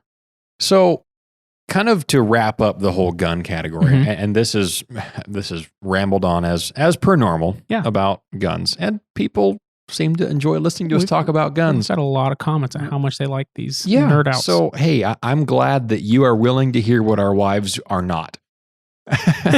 So, to wrap up guns, we talked about actions, we talked about shootability and all those other things, affordability. At the end of the day, the other conclusion that you need in conclusion, the other factor you need to consider is weatherproofing. Oh. There are a lot of firearms that were used 40, 50 years ago in Alaska that require more maintenance than the modern rifleman is used to doing on a firearm. Yeah, that's very true. Just because blued guns with wooden stocks were used even up to about 20 or 30 years ago does not mean that you can hunt with the same style of gun and care for it just like you care for a stainless synthetic gun. You can't do that.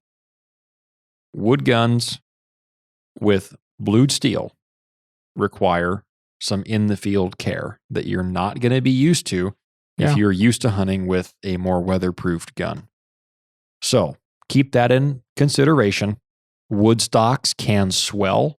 If you do buy a rifle to hunt in Alaska that has a wood stock and a blued barrel, keep that steel oiled, not necessarily the inside of the action. Keep the oil out of there till you're home and done hunting because you don't want to grease up and gum up your firing pin assembly. But when you get home, strip it all apart and clean it and oil it for the time that it's stored. That way it doesn't corrode. So what I like to do before a hunt like that, and after, but is I'll take, if I have a blued gun, wood or not wood stock, I'll take the stock, make sure all the parts under there are cleaned and well oiled. Not, so much you can wipe your finger and, but I will make sure there is a coat of oil on everything underneath that stock. Yes. Because that stock is not planned on coming off in the field. No. And that is the number one place where you'll have rust and pitting. Is where where moisture will get in there. And the firing pin assembly gets it a lot too. Right. So know how to field strip your bolt if you have an issue so that you can inspect and clean it while in the field. But also know how to strip down your bolt. And at some point, we'll do a whole nother topic about that, about field care and the nitty gritty of what it takes to know backcountry gunsmithing, essentially. Oh, there you go. And how to strip apart your rifle to a good enough extent to, just kind of investigate and figure out what a problem might be. But that firing pin assembly is where you don't want to have oil on it in the field. But outside of that, bring some Rem oil wipes to the field with you. And on a blued gun, just wipe down that barrel and just keep all the exposed steel well oiled, whether you have to do it every day or every other day. Different levels and qualities of steel are going to corrode at a faster rate than others. So keep that in mind. Right. It doesn't mean that you can't use a wooden stocked blued gun for Alaska hunting, not by a long shot. The other thing I would say is if you do have a wood stocked gun, even if it is laminated wood, it still can soak up water and therefore warp, which could affect the free floating of your stock and in regards to your barrel. And if that free floated stock made of wood swells and warps due to moisture absorption, then that stock can then come in contact with your barrel, which will change the harmonics, which will then potentially change your point of impact. And that'll be inconsistent pressure depending on how wet or how dry it is on any given day in the field. So things to keep in mind with that would be strip that gun apart after you buy it and ensure that the inside of that wood stock, like under the barrel and then in the magazine area, Right. and all of the inner parts of that wood stock on the inside of the gun that you can't see when the gun is assembled, are also sealed as the outside of the gun They usually aren't. They usually are not. Even just running your gun oil on that would keep water from. Yeah. I bought an old Winchester Model 70 to restore and sell years ago. Biggest mistake of my life. I bought a sweet rifle, and it was a pre-64, and it had an aftermarket stock. The guy had purchased a nice stock for it, and then it became his boat gun. And the bluing was not great, but it was in good enough shape that I didn't want to get it reblued or Cerakote or anything like that. So I just cleaned it up and got the corrosion off of it very carefully. But the inside of that wooden stock was not sealed. And so I went to a local woodworking shop and told them what I had. I actually brought in the stock and I said, hey, I just want to seal this thing from the moisture. And they ended up telling me, all right, just sand the whole thing down because this coat is cracked here and there's a little spot there that's not sealed anymore. So he said, take this grit sandpaper, and I bought sandpaper and I bought sealant for that stock.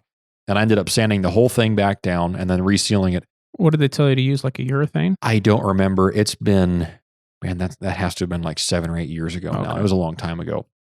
And I might still have it in the garage somewhere. But that's been a long time ago. But it turned out, I mean, it looked like $1 million when it was done. And then I sold it for way more than I bought it for. And I just regretted it immediately. And I have ever since because it was a beautiful gun. I'll check this out. What caliber was it? 300 Win Mag. Ooh. Yeah. Yeah, I would have regretted that one. No, it was 30-06. Was it? Yep. Sorry, I got that wrong. It was 30-06. Either way. Yeah, either way. But speaking of, it was a huge bummer. 300 Win Mag and 30-06. All right, good job. You like that segue right there? Yeah. Well, don't ruin it. Is it a good segue when you start talking? Don't ruin it by talking about it. All right. It's like explaining your joke. So I brought up 300 PRC way ahead of time. Yeah.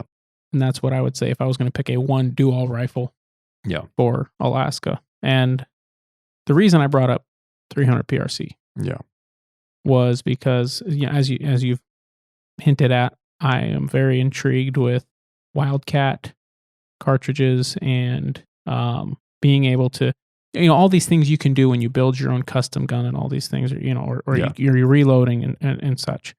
Well, for the 300 PRC, it's like we already talked about, ammunition and availability. It's going to be available. You're going to have a variety of options available for it. Yeah. But the reason I like it is basically for the things that you said about it. Yeah. Which are, it's a modern cartridge. Yes. And it's a lot more efficient. Right. Than a 300 Win Mag.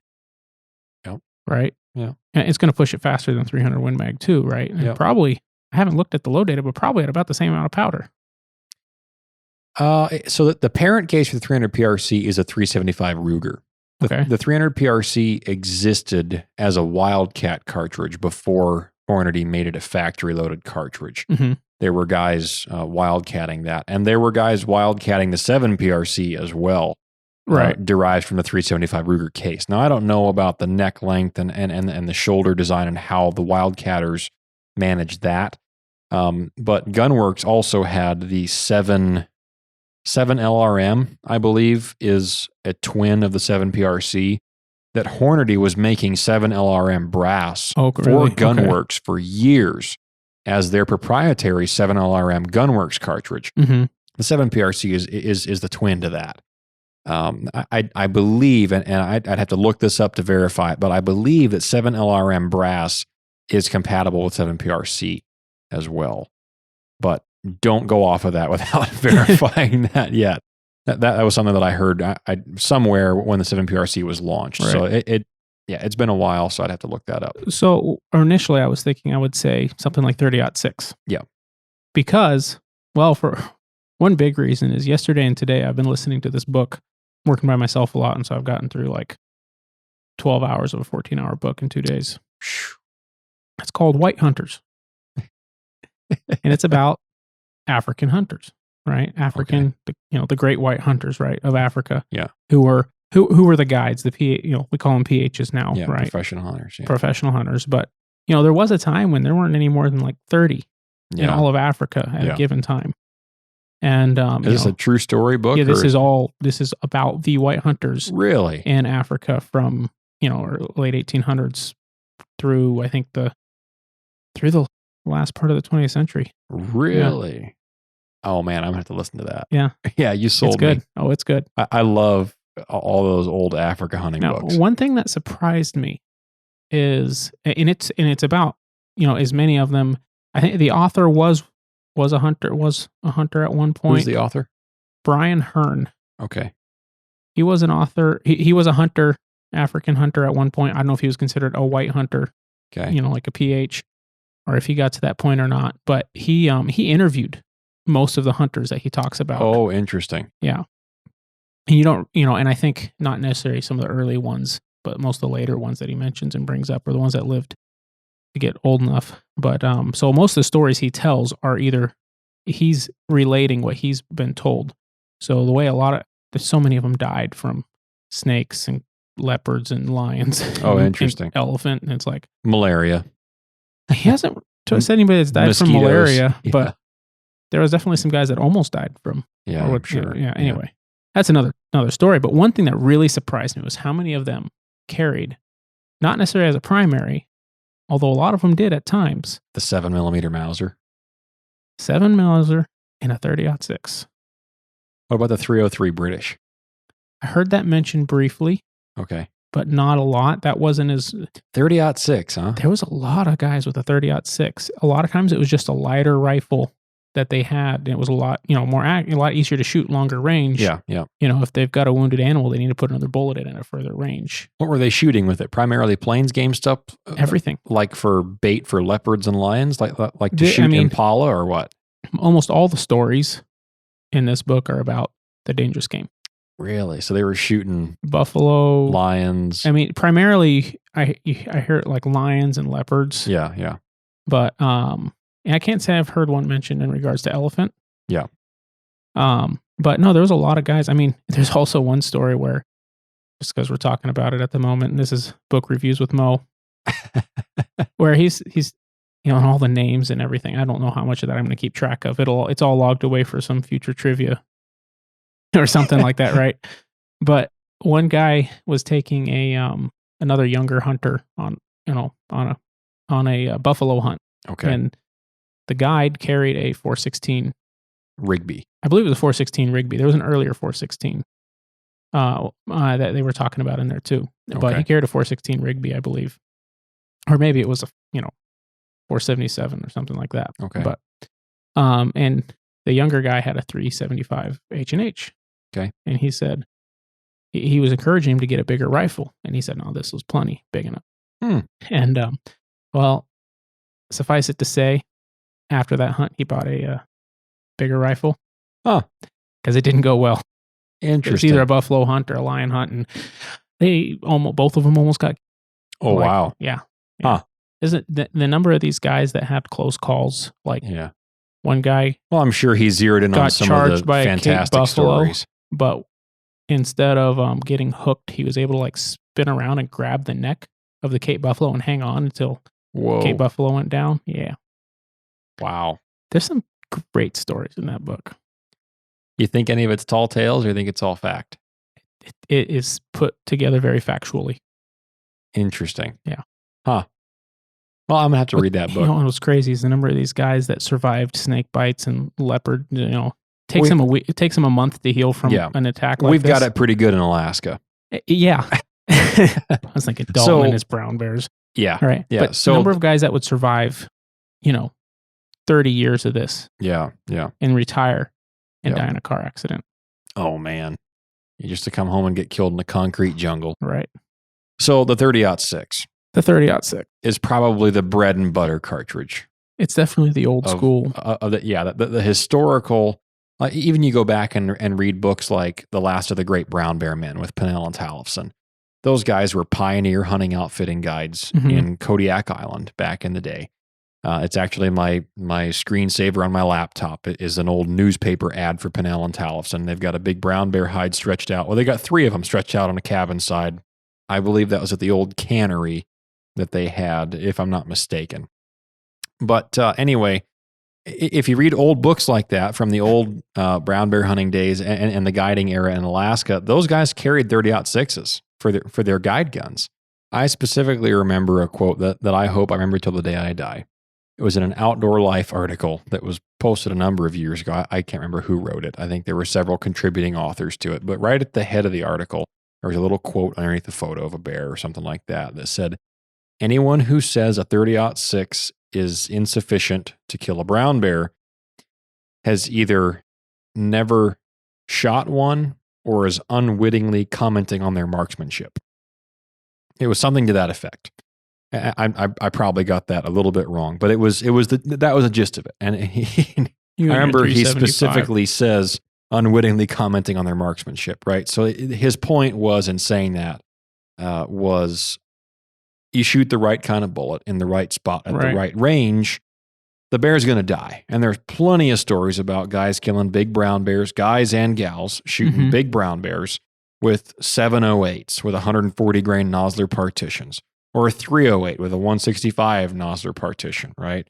Those old bullet designs, they're controlled expansion, they're 60% weight retention, and they will get into the vitals if you get a good broadside shot. Right. You're not going to have the energy that like a 375 or a 416 will to stop one on a charge necessarily with as much authority, although it could work. Yeah. I've read several accounts of guys stopping quite aggressive brown bear charges while they were deer hunting with 7 rem mags. One of them, I recall, took 6 rounds to kill the bear, and all 6 rounds were fired while the bear was at 30 yards in closing, and the bear died clawing towards them at less than 10 yards.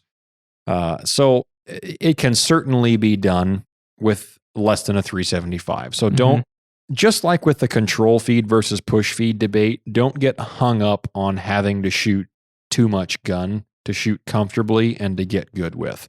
If you are going out and buying a rifle, the most important thing is not that you shoot a big cartridge. The most important thing is that you shoot adequate in the cartridge department. Right. But more important is your abilities with that cartridge and with that rifle altogether. You need to be able to run that gun in your sleep with your hand behind your back, right? You need to be able to work that gun flawlessly in a fast situation, because oftentimes you're going to get one chance and it's going to happen fast. And if you're not intimately familiar with that gun and you drop the magazine on like a detachable magazine rifle, or you accidentally bump the hinged floor plate release and you dump your extra shells on the ground. I've heard 2 stories from guide camp this year where other guides had that exact scenario happen. 2 different guys dropped their belly full of shells on the ground while they were trying to shoot an animal. So at that point, you're shooting a single shot gun. And in one of the cases, the hunter on that particular event missed his opportunity at that shot, and they had to go follow up. And he eventually got a shot, but he stopped and opened his gun up, closed the belly of the gun, and then reloaded those cartridges back into the magazine, and then they pursued the bear and ended up shooting it. But the point being, you might not always get a follow-up opportunity. So intimacy with your rifle, and that thing needs to be your favorite girlfriend, if you will. I know a guide that I work with pretty regularly, and he has a guide rifle that is nothing pretty to look at. And it's old, it's beat up, the bluing is worn off of it. I asked him the first time I ever saw his gun, I said, "Oh, it's a stainless model, huh?" And no. The bluing is just worn off. It looks like a dirty stainless gun, but he knows that gun inside out, upside down, backwards. And he shot a lot more animals than most guides have. Right. But he refuses to change guns. He carries the same heavy 12-pound gun. Sheep hunting, bear hunting, moose hunting, deer hunting, mountain goat hunting, doesn't matter. He's always got the same gun. And there's the old saying, fear the man that only owns one gun. Now, there's nothing wrong with owning all of them. Mm-hmm. If you can do that, then that's great. And nothing wrong with that at all.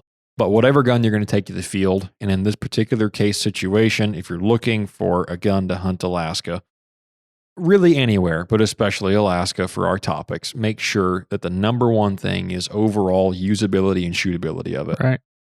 Make sure that you're buying something that's quality. Don't shop for a $250 special that comes with a scope.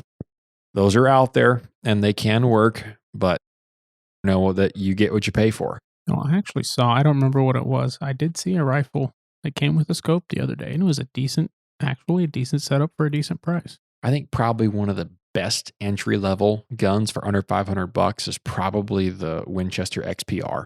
Okay. I've heard a lot of good things about that gun. They seem to shoot good.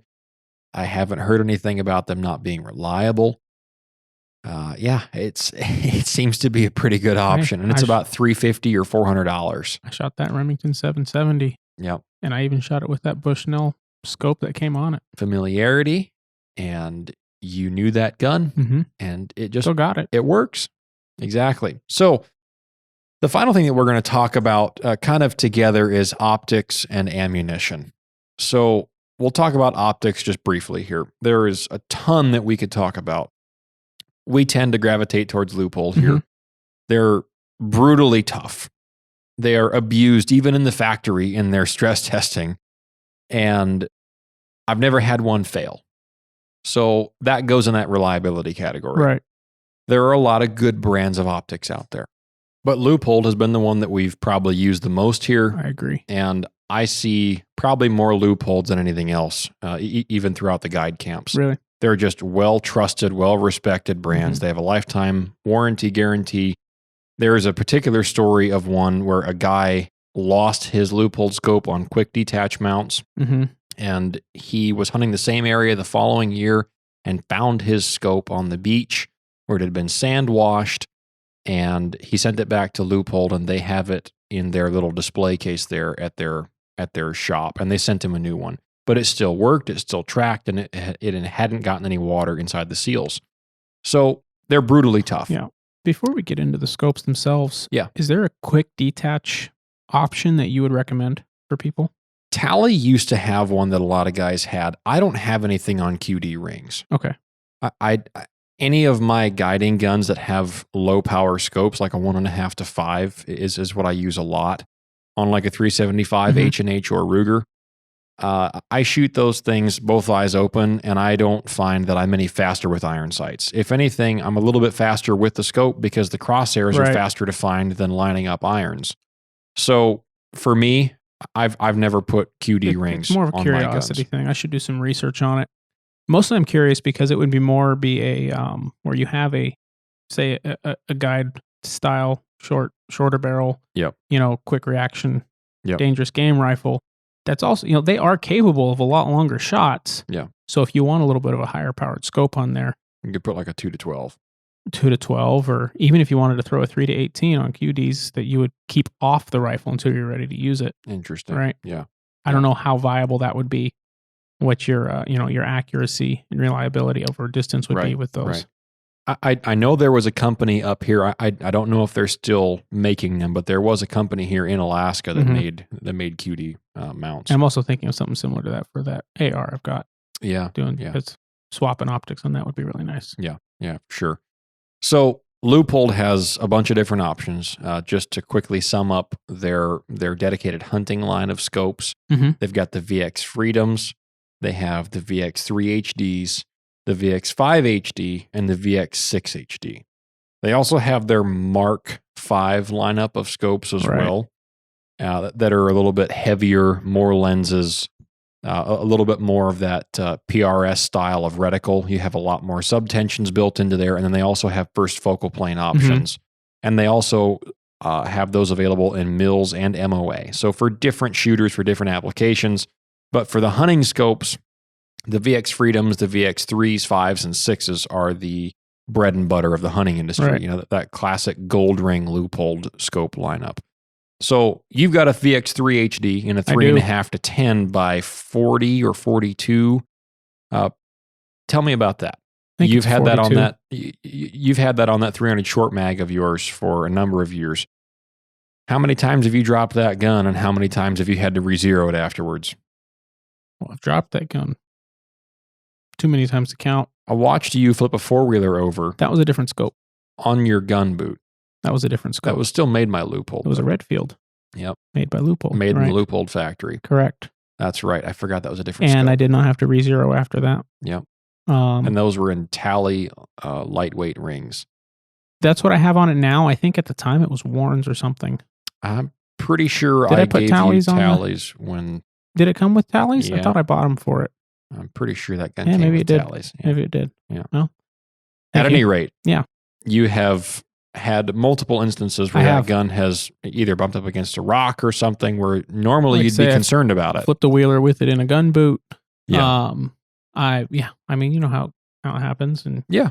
you're- It you happens set- to everybody. You set your rifle down for against a tree or something, and it feels solid until you turn around and you hear thunk, and you go, Uh-oh. "What? Oh no!" And, And falls yeah. down on a rock or Right. a root or something. speaking of which, that Stealthy Hunter scope and crown cover does a great job of covering that up and It protecting does. it. A little bit of padding That's even our little stealthy commercial. protects your action. Yeah. Use code The Northern Hunter at checkout. Get yourself a discount on that. Boom. And anyhow, I have had zero issues with it. Yeah. I have not. Well, aside from, I don't think I even re-zeroed it with the hammer hunters that I'm shooting. Oh, really? No, I don't believe it. No, I did. I had to change the left right a little bit, I think. That's right. I just changed to move it over like Yeah. half inch or something. Yeah. But as far as scope durability and reliability and tracking, I have not had to adjust it unless I changed my cartridge. yeah, there you go. So the waterproofing is very, very important. Yep. And you can't have a scope that isn't perfectly sealed, Mm-hmm. that will not keep the moisture out. Alaska is a very wet environment. A lot of people think of Alaska as a cold, frozen place. We get a lot of rain during hunting season, folks. And I've had other brands of optics a number of years ago that I was trying out. And it's a big name brand. I'm not trying to take a shot at them necessarily. But I had a fairly expensive scope on a rifle while I was deer hunting. And it cost me 2 different deer on that hunt, where I went to pull up the scope, and the inside of that scope had actually fogged up and gotten moisture inside of it, and it beat it up right on the center of the crosshairs. And so it made that scope basically unusable. And so I tried everything. At night I would put it next to a heat source, trying to just get it to dry out, and it would not. If anything, that made it worse. So I had shot Leupold before that, Mm-hmm. and then I tried that scope, and I went back to Leupold, and I haven't looked back since. I remember that. That was a big disappointment, and that company's response was lackluster at best as to the reasons that they gave to why that scope failed. Mm-hmm. Unacceptable, right? So the Leupolds in there let me down. They've always tracked well. I've shot them out to extended distances on game and steel. And I've never had a tracking issue with Right. one. And I've had VX3s, VX5s, and VX6s, and they all track well. Some of the older original CDS non-zero lock turrets I've heard had some issues at earlier years. I've been told that was a particular problem with the spring in the turret Oh, that I has see. now been completely eliminated. Okay. From what I've been told, but not every old CDS scope had that. It was something that popped up here and there Mhm. individually, but it was not ever a big enough problem that they quit making it, or that they had to change anything at the time. But when they went to the VX3 HDs, that problem has gone away. And I've had VX3 HDs, like I said, and they track just fine. So the VX3s are in that $500 price range. The VX5s are closer to the $1,000 price range, some lower, some higher. And the VX6s generally start in that $1,600 or $1,800 range, and then go up to, I think, $2,500 for some of the real high magnification models, depending on what turrets you get and things like that, and different reticle options. So our recommendation is always going to be on this show to go Leupold. The other options that I would say are good if you don't want to shoot a Leupold I do have a Leica scope on my 7 Rem Mag right now that I really do like that scope. It's the Amplus 6i. It's a 3-18 by 44. It's got an MOA subtension second focal plane reticle with an illuminated center dot in the reticle. It is a nice scope. That's the only scope that I shoot right now that's not a Leupold. And I only got it because there was a promo going on for that scope, and I picked one up because I'd never shot a Leica scope. I hadn't even heard of them until a couple of years ago, and I have been happy with it. So that's really the only other experience that I can speak to right now outside of Leupold for what I currently have. Right. So scopes are important. You can have a $2,000, $3,000, $4,000 rifle, and if you put a piece of junk mid-level scope on there that doesn't track or doesn't have good low light clarity or doesn't have good parallax adjustment for shooting past 300 or 400 yards, then you're limiting that nice rifle to whatever range that scope is good out to. And you probably can't rely on the dial at that point either. So take that in consideration. If you have a super high-end hunting rifle, don't spend anything less than $1,000 on a scope. Yeah. If that gun costs you $2,000 or more, you need to have at least a VX5 on there. That's just my opinion for magnification and for extended range capability with that longer ZL2 full 2 revolution MOA dial turret. And you also get a Leupold fire dot in all the VX6s, which is really nice. And in some of the VX5s, right? Some of the VX5s, yes, it is an option. Have you ever used the Patrol 6? I have not. I've looked at it. Yeah, I'm looking at it. And is that a 1-6 or a 1-4? It's a 1-6 by 24 with a fire dot duplex. Okay. 30 mil tube. It's pretty sweet. It's $1,400. Okay. But it's got an automatic. And it's a 1-6, you said, so it's a true 1 power at the bottom. Yep. Yeah, I mean for what it is, I mean it's not cheap, but it's got their fire dot duplex. You can also do it in a. You can get it with the CDZ. Or CDS, yeah. Dial if you want or without. That one's $1,600, I think. Yeah. So it's up there in that VX6 range. It seems to be, but it's a 1-6, right? Yeah. I think it's designed for, I think this is a military. LPVO style. Yeah. They show it on an AR, but. Right. One of the things that intrigues me, and you may have heard of this, I haven't heard of this before, but it has a electric reticle level. Electronic reticle level. The VX6s have that too. It has that in it, so the reticle will flash when the scope isn't level. Yes. Not in every case situation. I think it can sense if the rifle is steadied on like a prone position. It'll blink when the rifle is sitting perfectly still and it's out of level and the dot is on. But if you're freehanding and you just tilt it one way or the other, it doesn't blink. That would make a lot of sense. So it's probably built into it that it doesn't do it all the time. Yeah, what does it say? Oh, yeah, right. Yeah, no, I mean, it looks pretty sweet. And I mean, like I say, it's a true 1 power. Yeah. For a... That'd be a great gun pairing for like a 375 or even like a 4570 for a good little brush gun setup there. That's just as fast as irons. And on 1 power, it acts like a red dot. That's right. And you can go up to 6 power. Yeah. Yeah. And they do have a little fancier reticle if that's your thing. You can shoot a long ways on 6 power. Yeah. Yeah. So next thing, factory ammo or reloading. So we're gonna jump into another listener email here. This is from Ivan. He says, I'm thinking about getting into reloading for fun and also as a cheaper way to get premium ammunition. In parentheses, #hammer bullets. Of course. What equipment do I need to make quality ammunition? And what is just extra equipment? A podcast on reloading would be great.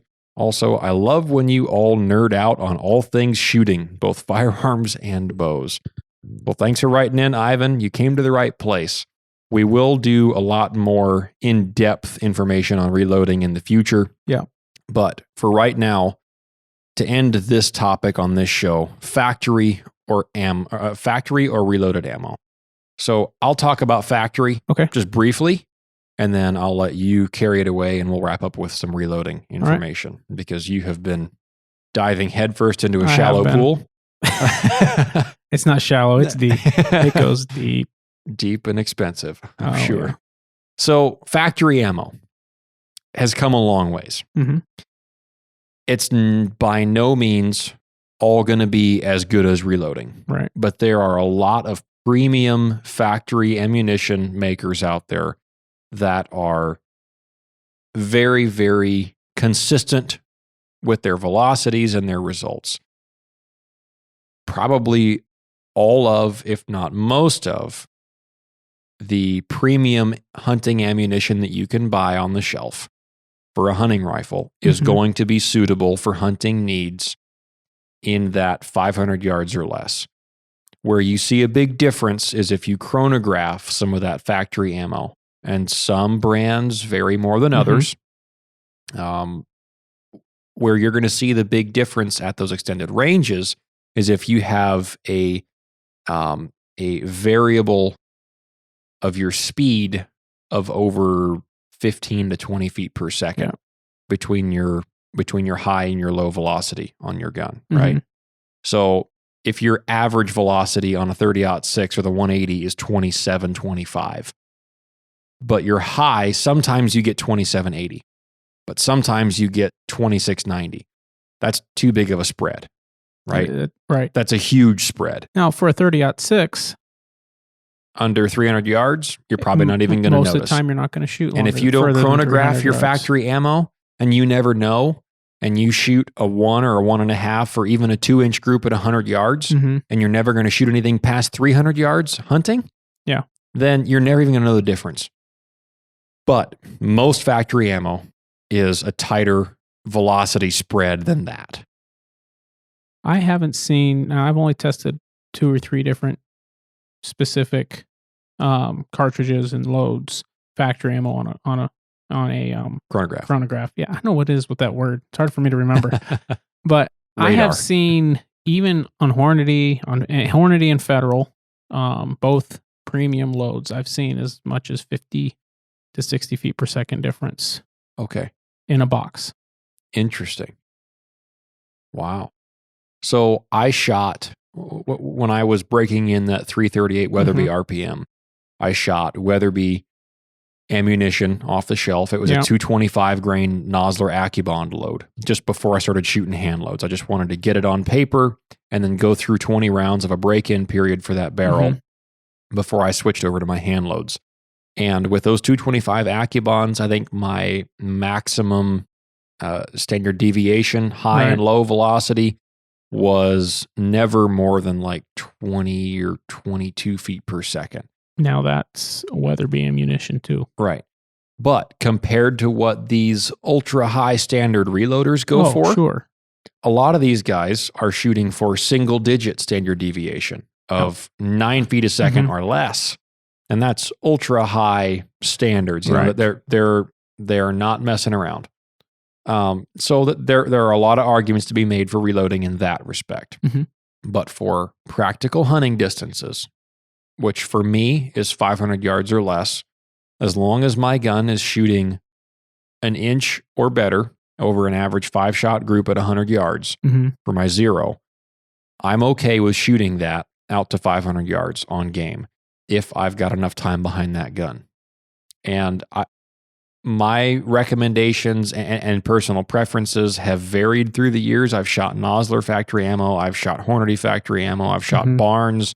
I've shot Federal premium ammunition, whether it's the Terminal Ascent or the different bullets that they load. You know, Federal loads a variety of different things on contracts from year to year. So you can get like Hornady ELDX or Barnes TSX or Swift Sirocco's or things like that that are loaded by Federal Premium. And that seems to be very consistent stuff too. But you're not going to get the level of Consistency. Thank you.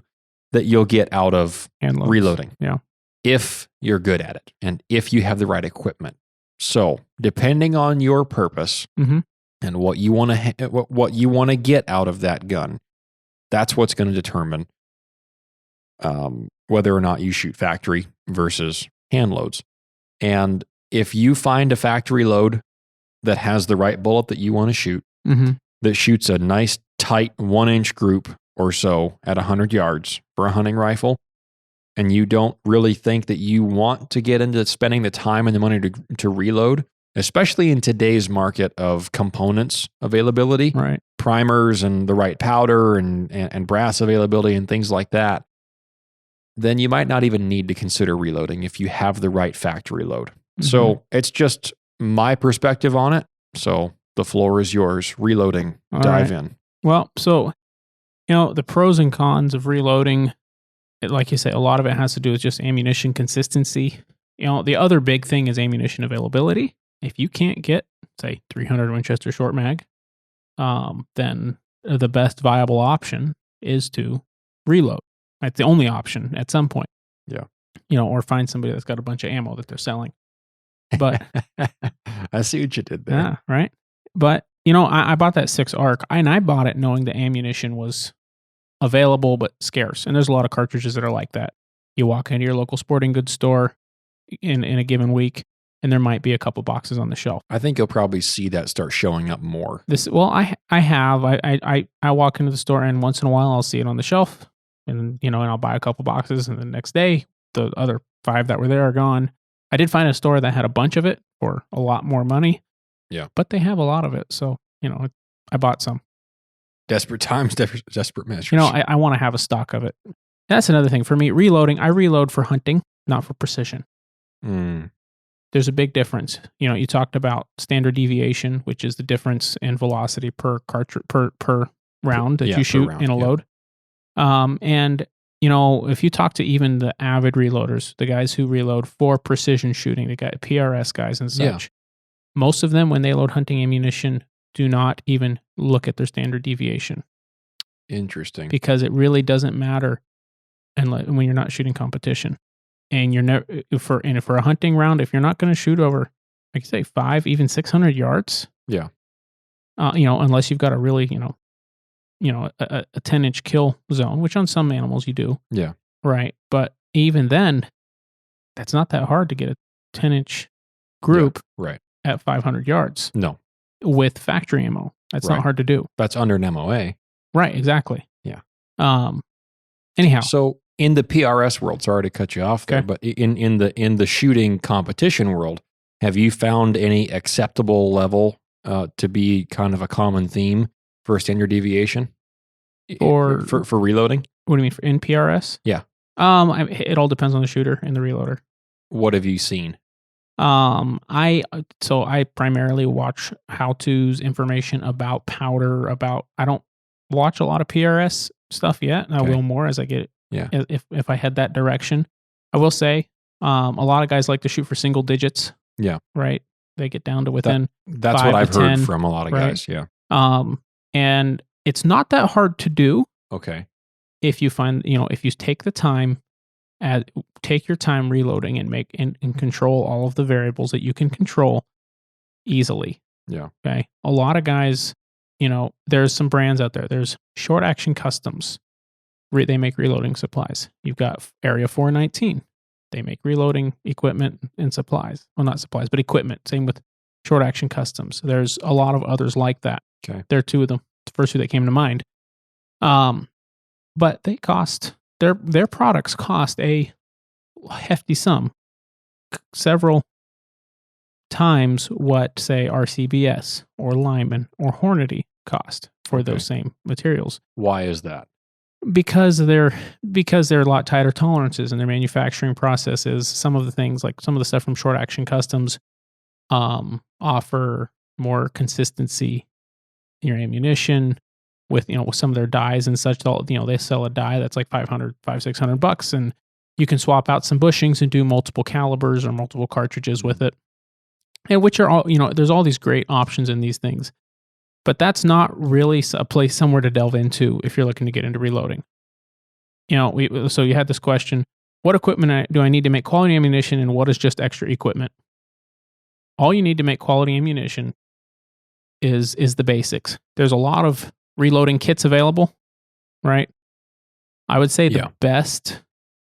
I didn't buy a kit, and I started using somebody else's equipment, and I've started buying my own. Right, which if you can do that, that's a great option. Yeah, a lot of local communities actually there will be somebody who has their reloading room set up, and they'll rent you that room $20 for an hour to use their press. Oh, really? Yeah, to use their press and equipment. Okay. There's some. I think there's even somebody in town that has something like that. Interesting. Yeah. I haven't heard of that. And so that'll give you an option just to maybe get a little idea into it. And if you can find somebody that's willing to teach you a little bit about it. Yeah. But really, there's basics to it. I'm not going to delve into the process right now. But if you don't have that option, you need a press. Pretty much any press will do. If you are on a budget, that's been the topic for a little while. I have pulled up on Midway here the cheapest factory press, I believe, and made by Lee. Lee makes a lot of products that are very, very budget friendly that may not be as premium as we all might like. Okay. But they can still produce quality as long as you're willing to, if you don't have consistency with the most expensive equipment, it doesn't matter how expensive your equipment is. You can have the most expensive rifle, and if you don't shoot it the same way every time, you're not going to be able to hit diddly squat. Right? Yeah, exactly. The same thing goes you might have Area 419's 10-stage turret press. It's like $1,300. Okay. It's just a turret press. All right. You can get the Lyman All-American 8 for like $250. Okay. Which is an 8-stage turret press. Doesn't have as tight of tolerances, I guess. Yeah. Right? Right. I think the Area 419 might be made out of aluminum, but anyway. There's guys that like it, there's guys that have it, and hey, if we're ever sponsored by them, I'll definitely have one, right? Right. Just throwing that right out there. Well, yeah, it's the truth of the matter. There's a reason a lot of guys use it on YouTube. It's because they're sponsored or sent one to test or they got a discount or whatever. But Lee makes some presses that are very, very, like RCBS Rock Chucker, which is their basic press, is like $150. Lyman's All-American, their series of presses right now is the Brass Smith. Their cheapest Brass Smith, I think, is around $150. Okay. The Lee Breech Lock Reloader single stage press, which Breech Lock is their they've got kind of similar to a Hornady lock and load system with the That's the one that bushings, so you can just slip in there and pop it in place. Yep. So the Lee Breech Lock Reloader single stage press, it's a small little press. I think it's made out of aluminum. It's it's $50. Oh, really? And Lee dies are good, reliable dies. You can get a 3-die set, which separates your crimping and bullet seating, which makes your, when you're setting up a load, it's much, much nicer to do that. Okay. It's not going to be as nice as for instance, Frankfurt Arsenal has a micrometer bullet seating die that can seat, pretty much anything up to, I don't know if we can quite go to 50 cal, but it can go at least up to 338. Okay. And, and it's like $100. Okay. Right. But unless, it would take quite a bit of, you have to be doing a lot of different calibers to justify that. Yeah. Obviously, you're going to start with one. And if you're on a budget, the Lee, you can't beat it for the price. Okay. Like I said, $50 press. You can get a 3-die set for like $35. Okay. That comes with your shell holder. That comes with a powder scoop. It comes with load data. Oh, really? They have load data for the cartridge in the die set. Interesting. It's pretty sweet setup. You can go buy RCBS, FL full length die set from RCBS that has a resizer and a bullet seater, which has the crimping built in for, usually around $50. Yeah. Yeah. But, so you need a press, you need dies, you need this is where I would major, is your scale, your powder scale. When I first started reloading, I was using an old scale. Or it was an old powder measurer. Okay. It was an old Lyman, probably like 20 years old, electric powder measure. And that thing was, and I didn't realize this initially, but it was feeding me out powder, give or take a grain. Okay. Which is a lot, especially if you're pushing for higher velocities and you're really getting close to your pressure limits, which most reloaders do, especially for hunting. Yeah. You're going for velocity because you have the furthest range and the most kill power. Yeah. Right. So what I did is I bought a $200 bench scale.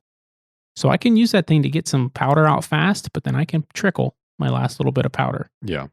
To make sure I know I'm getting the exact amount of powder. every single time that I want. Now, tell folks down to what increment can you measure grains of powder? You mean you can measure them down to 0.2 of a grain, or not 0.2. You can measure them down with the right scale. You can get down to like 200ths, I think. That's $1,000 scale though. Wow. So for your you don't need that. So for your $200 scale that you got, yeah, that's down to 1/10. Down to 1/10. That was the Hornady now M2 bench scale. So you'll hear some guys talk in whole grain increments. Mm-hmm. Like I loaded, let's just say 70 grains of powder. And then I wanted to go up in velocity. So I went up to 71 and 72 and I shot those for velocity. Mm-hmm. How minute should you be with your loading? Should you be counting by 1 grain or should you be counting by half grains? Obviously, the closer you get, the closer you get to your maximum pressure ratings, mm-hmm. you want to lower those increments that you're going up, because you don't want to go from 73 to 74 grains, mm-hmm. and 74 is your max. You want to go 72, 72 and a quarter, 72 and a half, 72 and 3/4, and then 73. And you might not ever even have to shoot 73 because you might hit heavy bolt lift and scarred head on the case. Mm-hmm. You might get a hard extraction at 72 and a half. Whereas if you skip those quarter grains between 72 and 73, you're going to jump right into a stuck case into your chamber potentially, or a very heavy bolt lift, or you could blow a primer. So you shouldn't have major These are pressure. all extreme examples. Those are extreme examples. Right. 1 grain shouldn't ever cause that. Right. Unless you're already way too high. That's just an example. But so like you say, can of worms everywhere.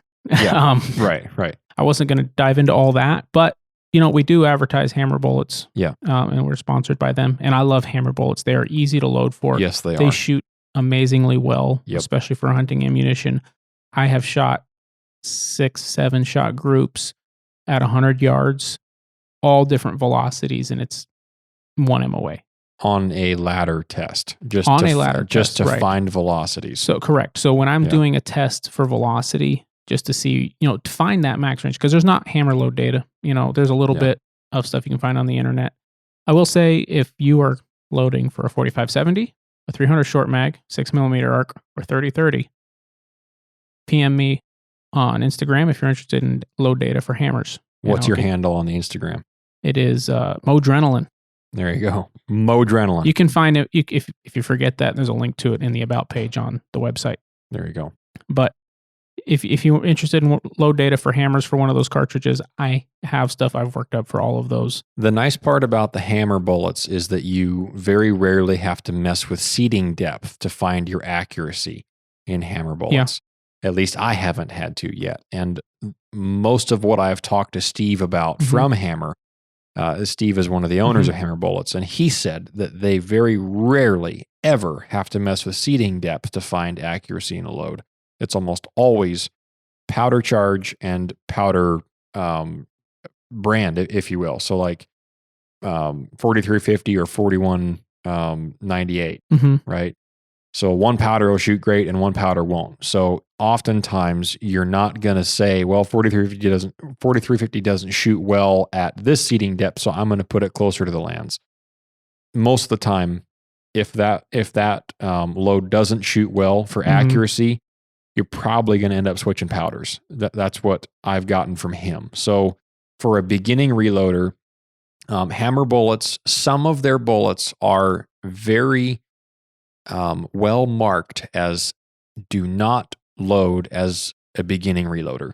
Like their absolute hammer is not a bullet that you want to start reloading as a beginner, because you cannot use conventional data to load those bullets. The shock hammers and the regular hammer hunters tend to be closer to like what other monolithic bullets would be. They're still a touch faster on their load data. So if you start at the mid-range, instead of being in that higher bracket for your beginning loads for a ladder test, then you're going to be okay if you're in that mid-range of load data. Right. With the absolute hammers, you might not even be able to load them in the mid-range of typical load data for those weight class of bullets in that design. So some of their bullets are experimental, more experimental by nature, but a lot of them are relatively easy to load for. And if you get a powder that is recommended for that bullet and your cartridge, which if you have a question, email Hammer. They're really good about getting back with you, or you can try to call them on the website as well, as long as it's not hunting season. And they'll be happy to talk with you and share some information for you. They do have private cataloged information. They do have some online forums. There's some information that on there. have a reasonable amount of load data available out there, and you can interact with other guys that have already shot perhaps what you're looking to load for. And that gives you a better place to start. But you can always just go to Hammer directly and say, look, this is what I'm shooting. I'm shooting a 30-06 and I'm buying, or should I buy these, 174 grain Hammer Hunters, if that's even an option. There's something in that range, I'm sure. What powder should I look for? And then they're probably going to tell you to just load it to SAMI spec length, overall length. Don't even mess with your seating depth. And that makes it easier for you as a beginner. And then you can just shoot like IMR 4350 because that'll probably work just fine. And as long as you start in the middle of that range and then work up a little bit for some velocity, chances are, I would be shocked if with proper shooting and a decent rifle, if you wouldn't get a 1-inch group or, a hunting adequate group. You should be with able to that very type easily, of information, right? And that's like a bare bones bread and butter example.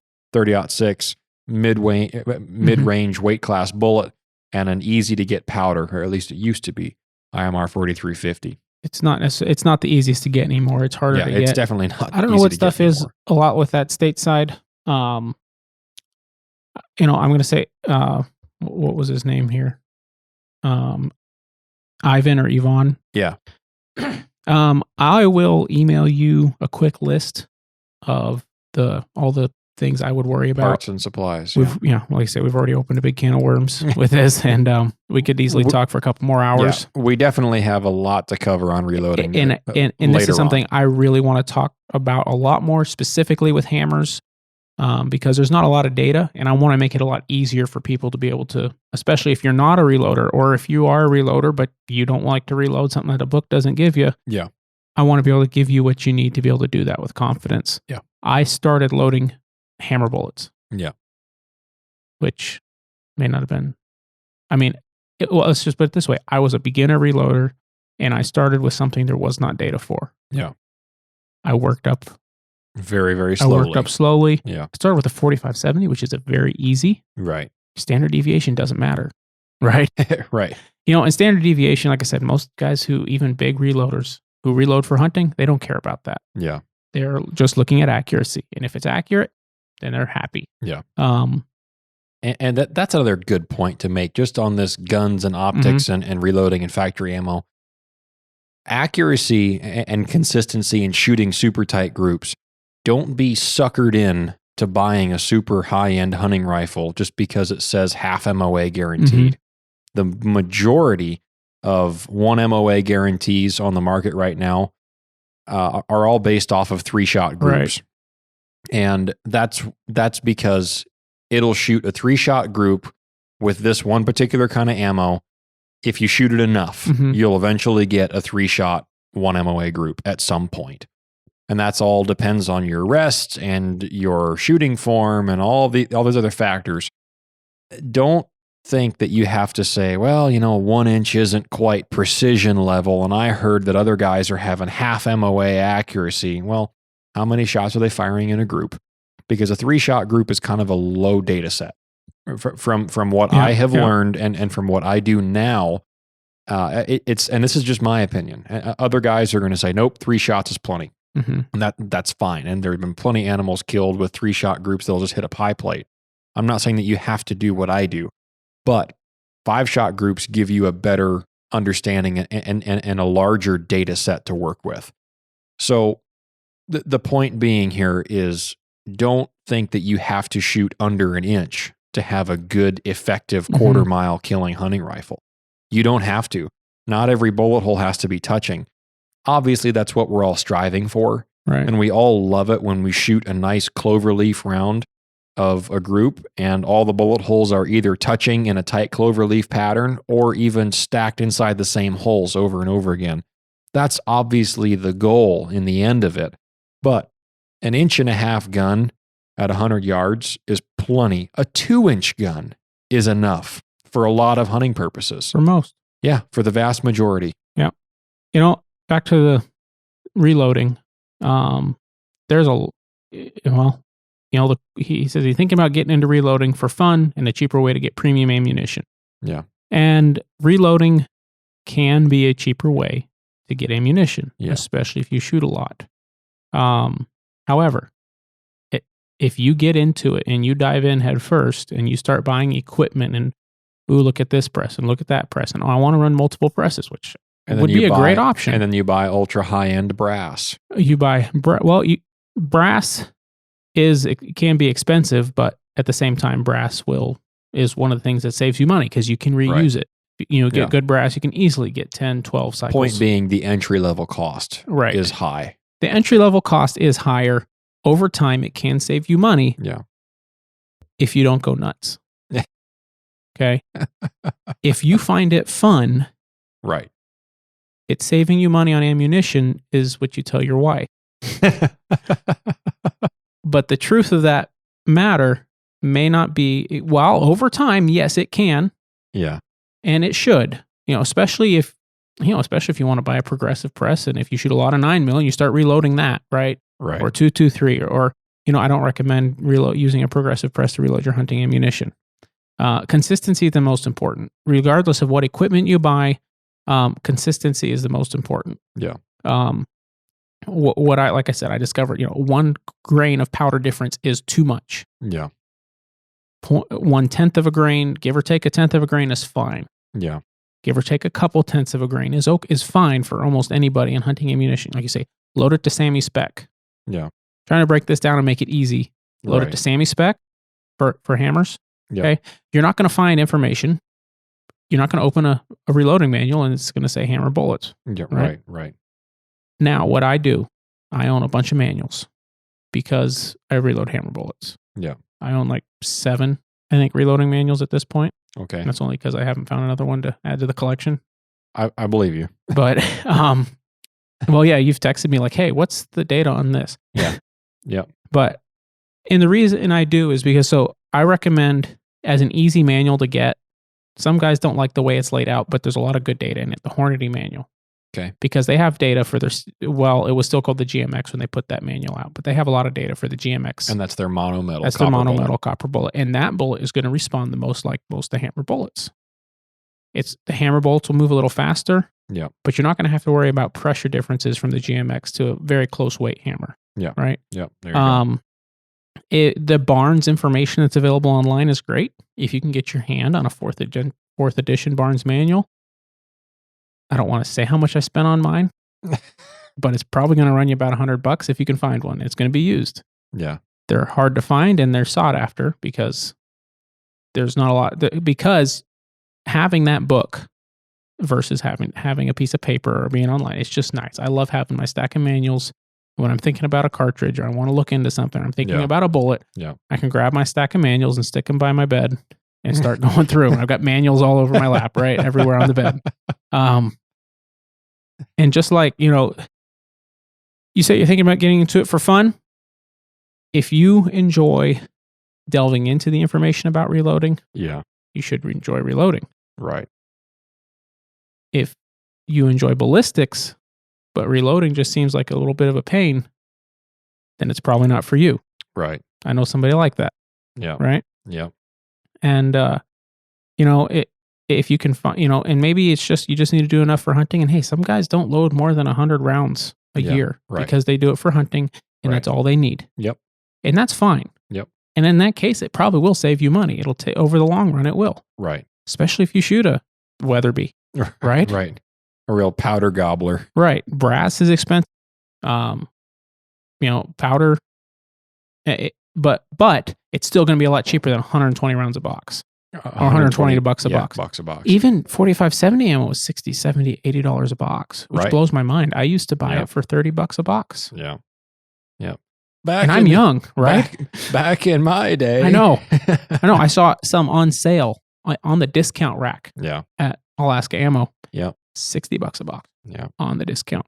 That's why you buy a 30-06 or a 270. Well, which is why I wish I would have gotten into those cartridges a lot sooner. But anyhow, hammer bullets are easy enough to reload for. Just find similar weight class. Start low. Yep. Load an increment. I call it loading a ladder. Yep. Right? Yep. Like you mentioned a little bit, half inch. You asked about half grain or full grain increments. Yeah. I usually start with half grain on the low end. Yeah. And everything looks okay. Yeah. I'll skip even some of my loads. Right. And then I'll save those, pull those bullets later. Right. Because it saves me bullets and saves me primers and saves me powder. Right. And it all costs money. And if you've got a cartridge, a Magnum cartridge, it's going to take around 70 grains of powder. Yeah. You're going to get 100 rounds out of 1 pound of powder. Yep. On average. On average. If that pound of powder was really expensive and was $70, that's $1 per cartridge and powder. Your hammer bullets are going to usually run you about $1 per bullet, depending on the bullet. Yeah. Your primers, well, they shouldn't cost you that much. Yeah, good luck. But so $2-3 a round. Right. Not bad. Right. But entry level, you're looking at what? Minimum of $300 or $400 to get into it for the equipment that you need. Yeah. Like I said, I'll send you some information or just a breakdown of what I think you need to get. Yep. The Hornady Classic Lock and Load Press kit is a great kit. I think it's like $400 or $500. Yeah. And I believe it has almost everything you need in it. Yeah. To get started. So on that note, if any of you guys out there are wanting to hear more about reloading in the future, we do have plans for some more projects geared towards reloading coming up in the near future. Email us into the show on the website, on the contact button, and on thenorthernhunter.com, and let us know what you want to hear about. And, just specifically, if you just want to hear about hammer bullets, if you have specific questions for us, we'd be happy to answer that. Or if you have different questions about Moe and James's process in their reloading styles and their equipment and different things like that. We can do a whole episode on it if we get the interest. Yep, exactly. So anyway, with that note, we're going to go ahead and wrap this show up this week. We hope you enjoyed our guns and optics and ammunition nerd out session and some interesting information at the beginning there. So without further ado, be sure to rate and review the show on whatever platform you're listening on. And if you want to support us, go shop from our partners pages and use our discount codes on the website, thenorthernhunter.com. You can find us on social media right now on Instagram and Facebook at The Northern Hunter. And if you have any questions, please let us know. And we love hearing from you guys. We always appreciate the listener feedback. We get a lot of interaction from our listeners, and a lot of them don't make it on the show. We just try to put the ones in here that we're talking about currently, or when we do a Q&A. So we hope you guys are having a great fall season. I know the low 48 season is still going strong, and you guys have a lot left to do down there. So hunt hard, be safe, good luck, and let us know how you do. And we'll see you guys next week. Until then, get out there, get after it, and good luck. We'll see you next week.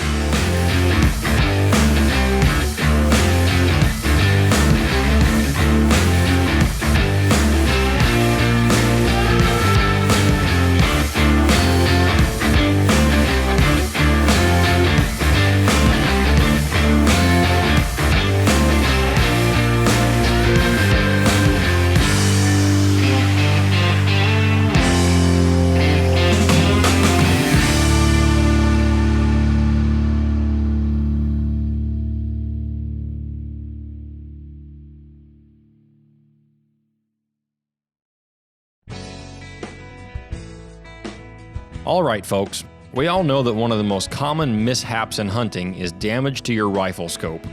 Last year, I found the solution to that problem with the Stealthy Hunter rifle cover. It wraps around your scope and actions securely to protect it from getting knocked off of zero or even severely damaged.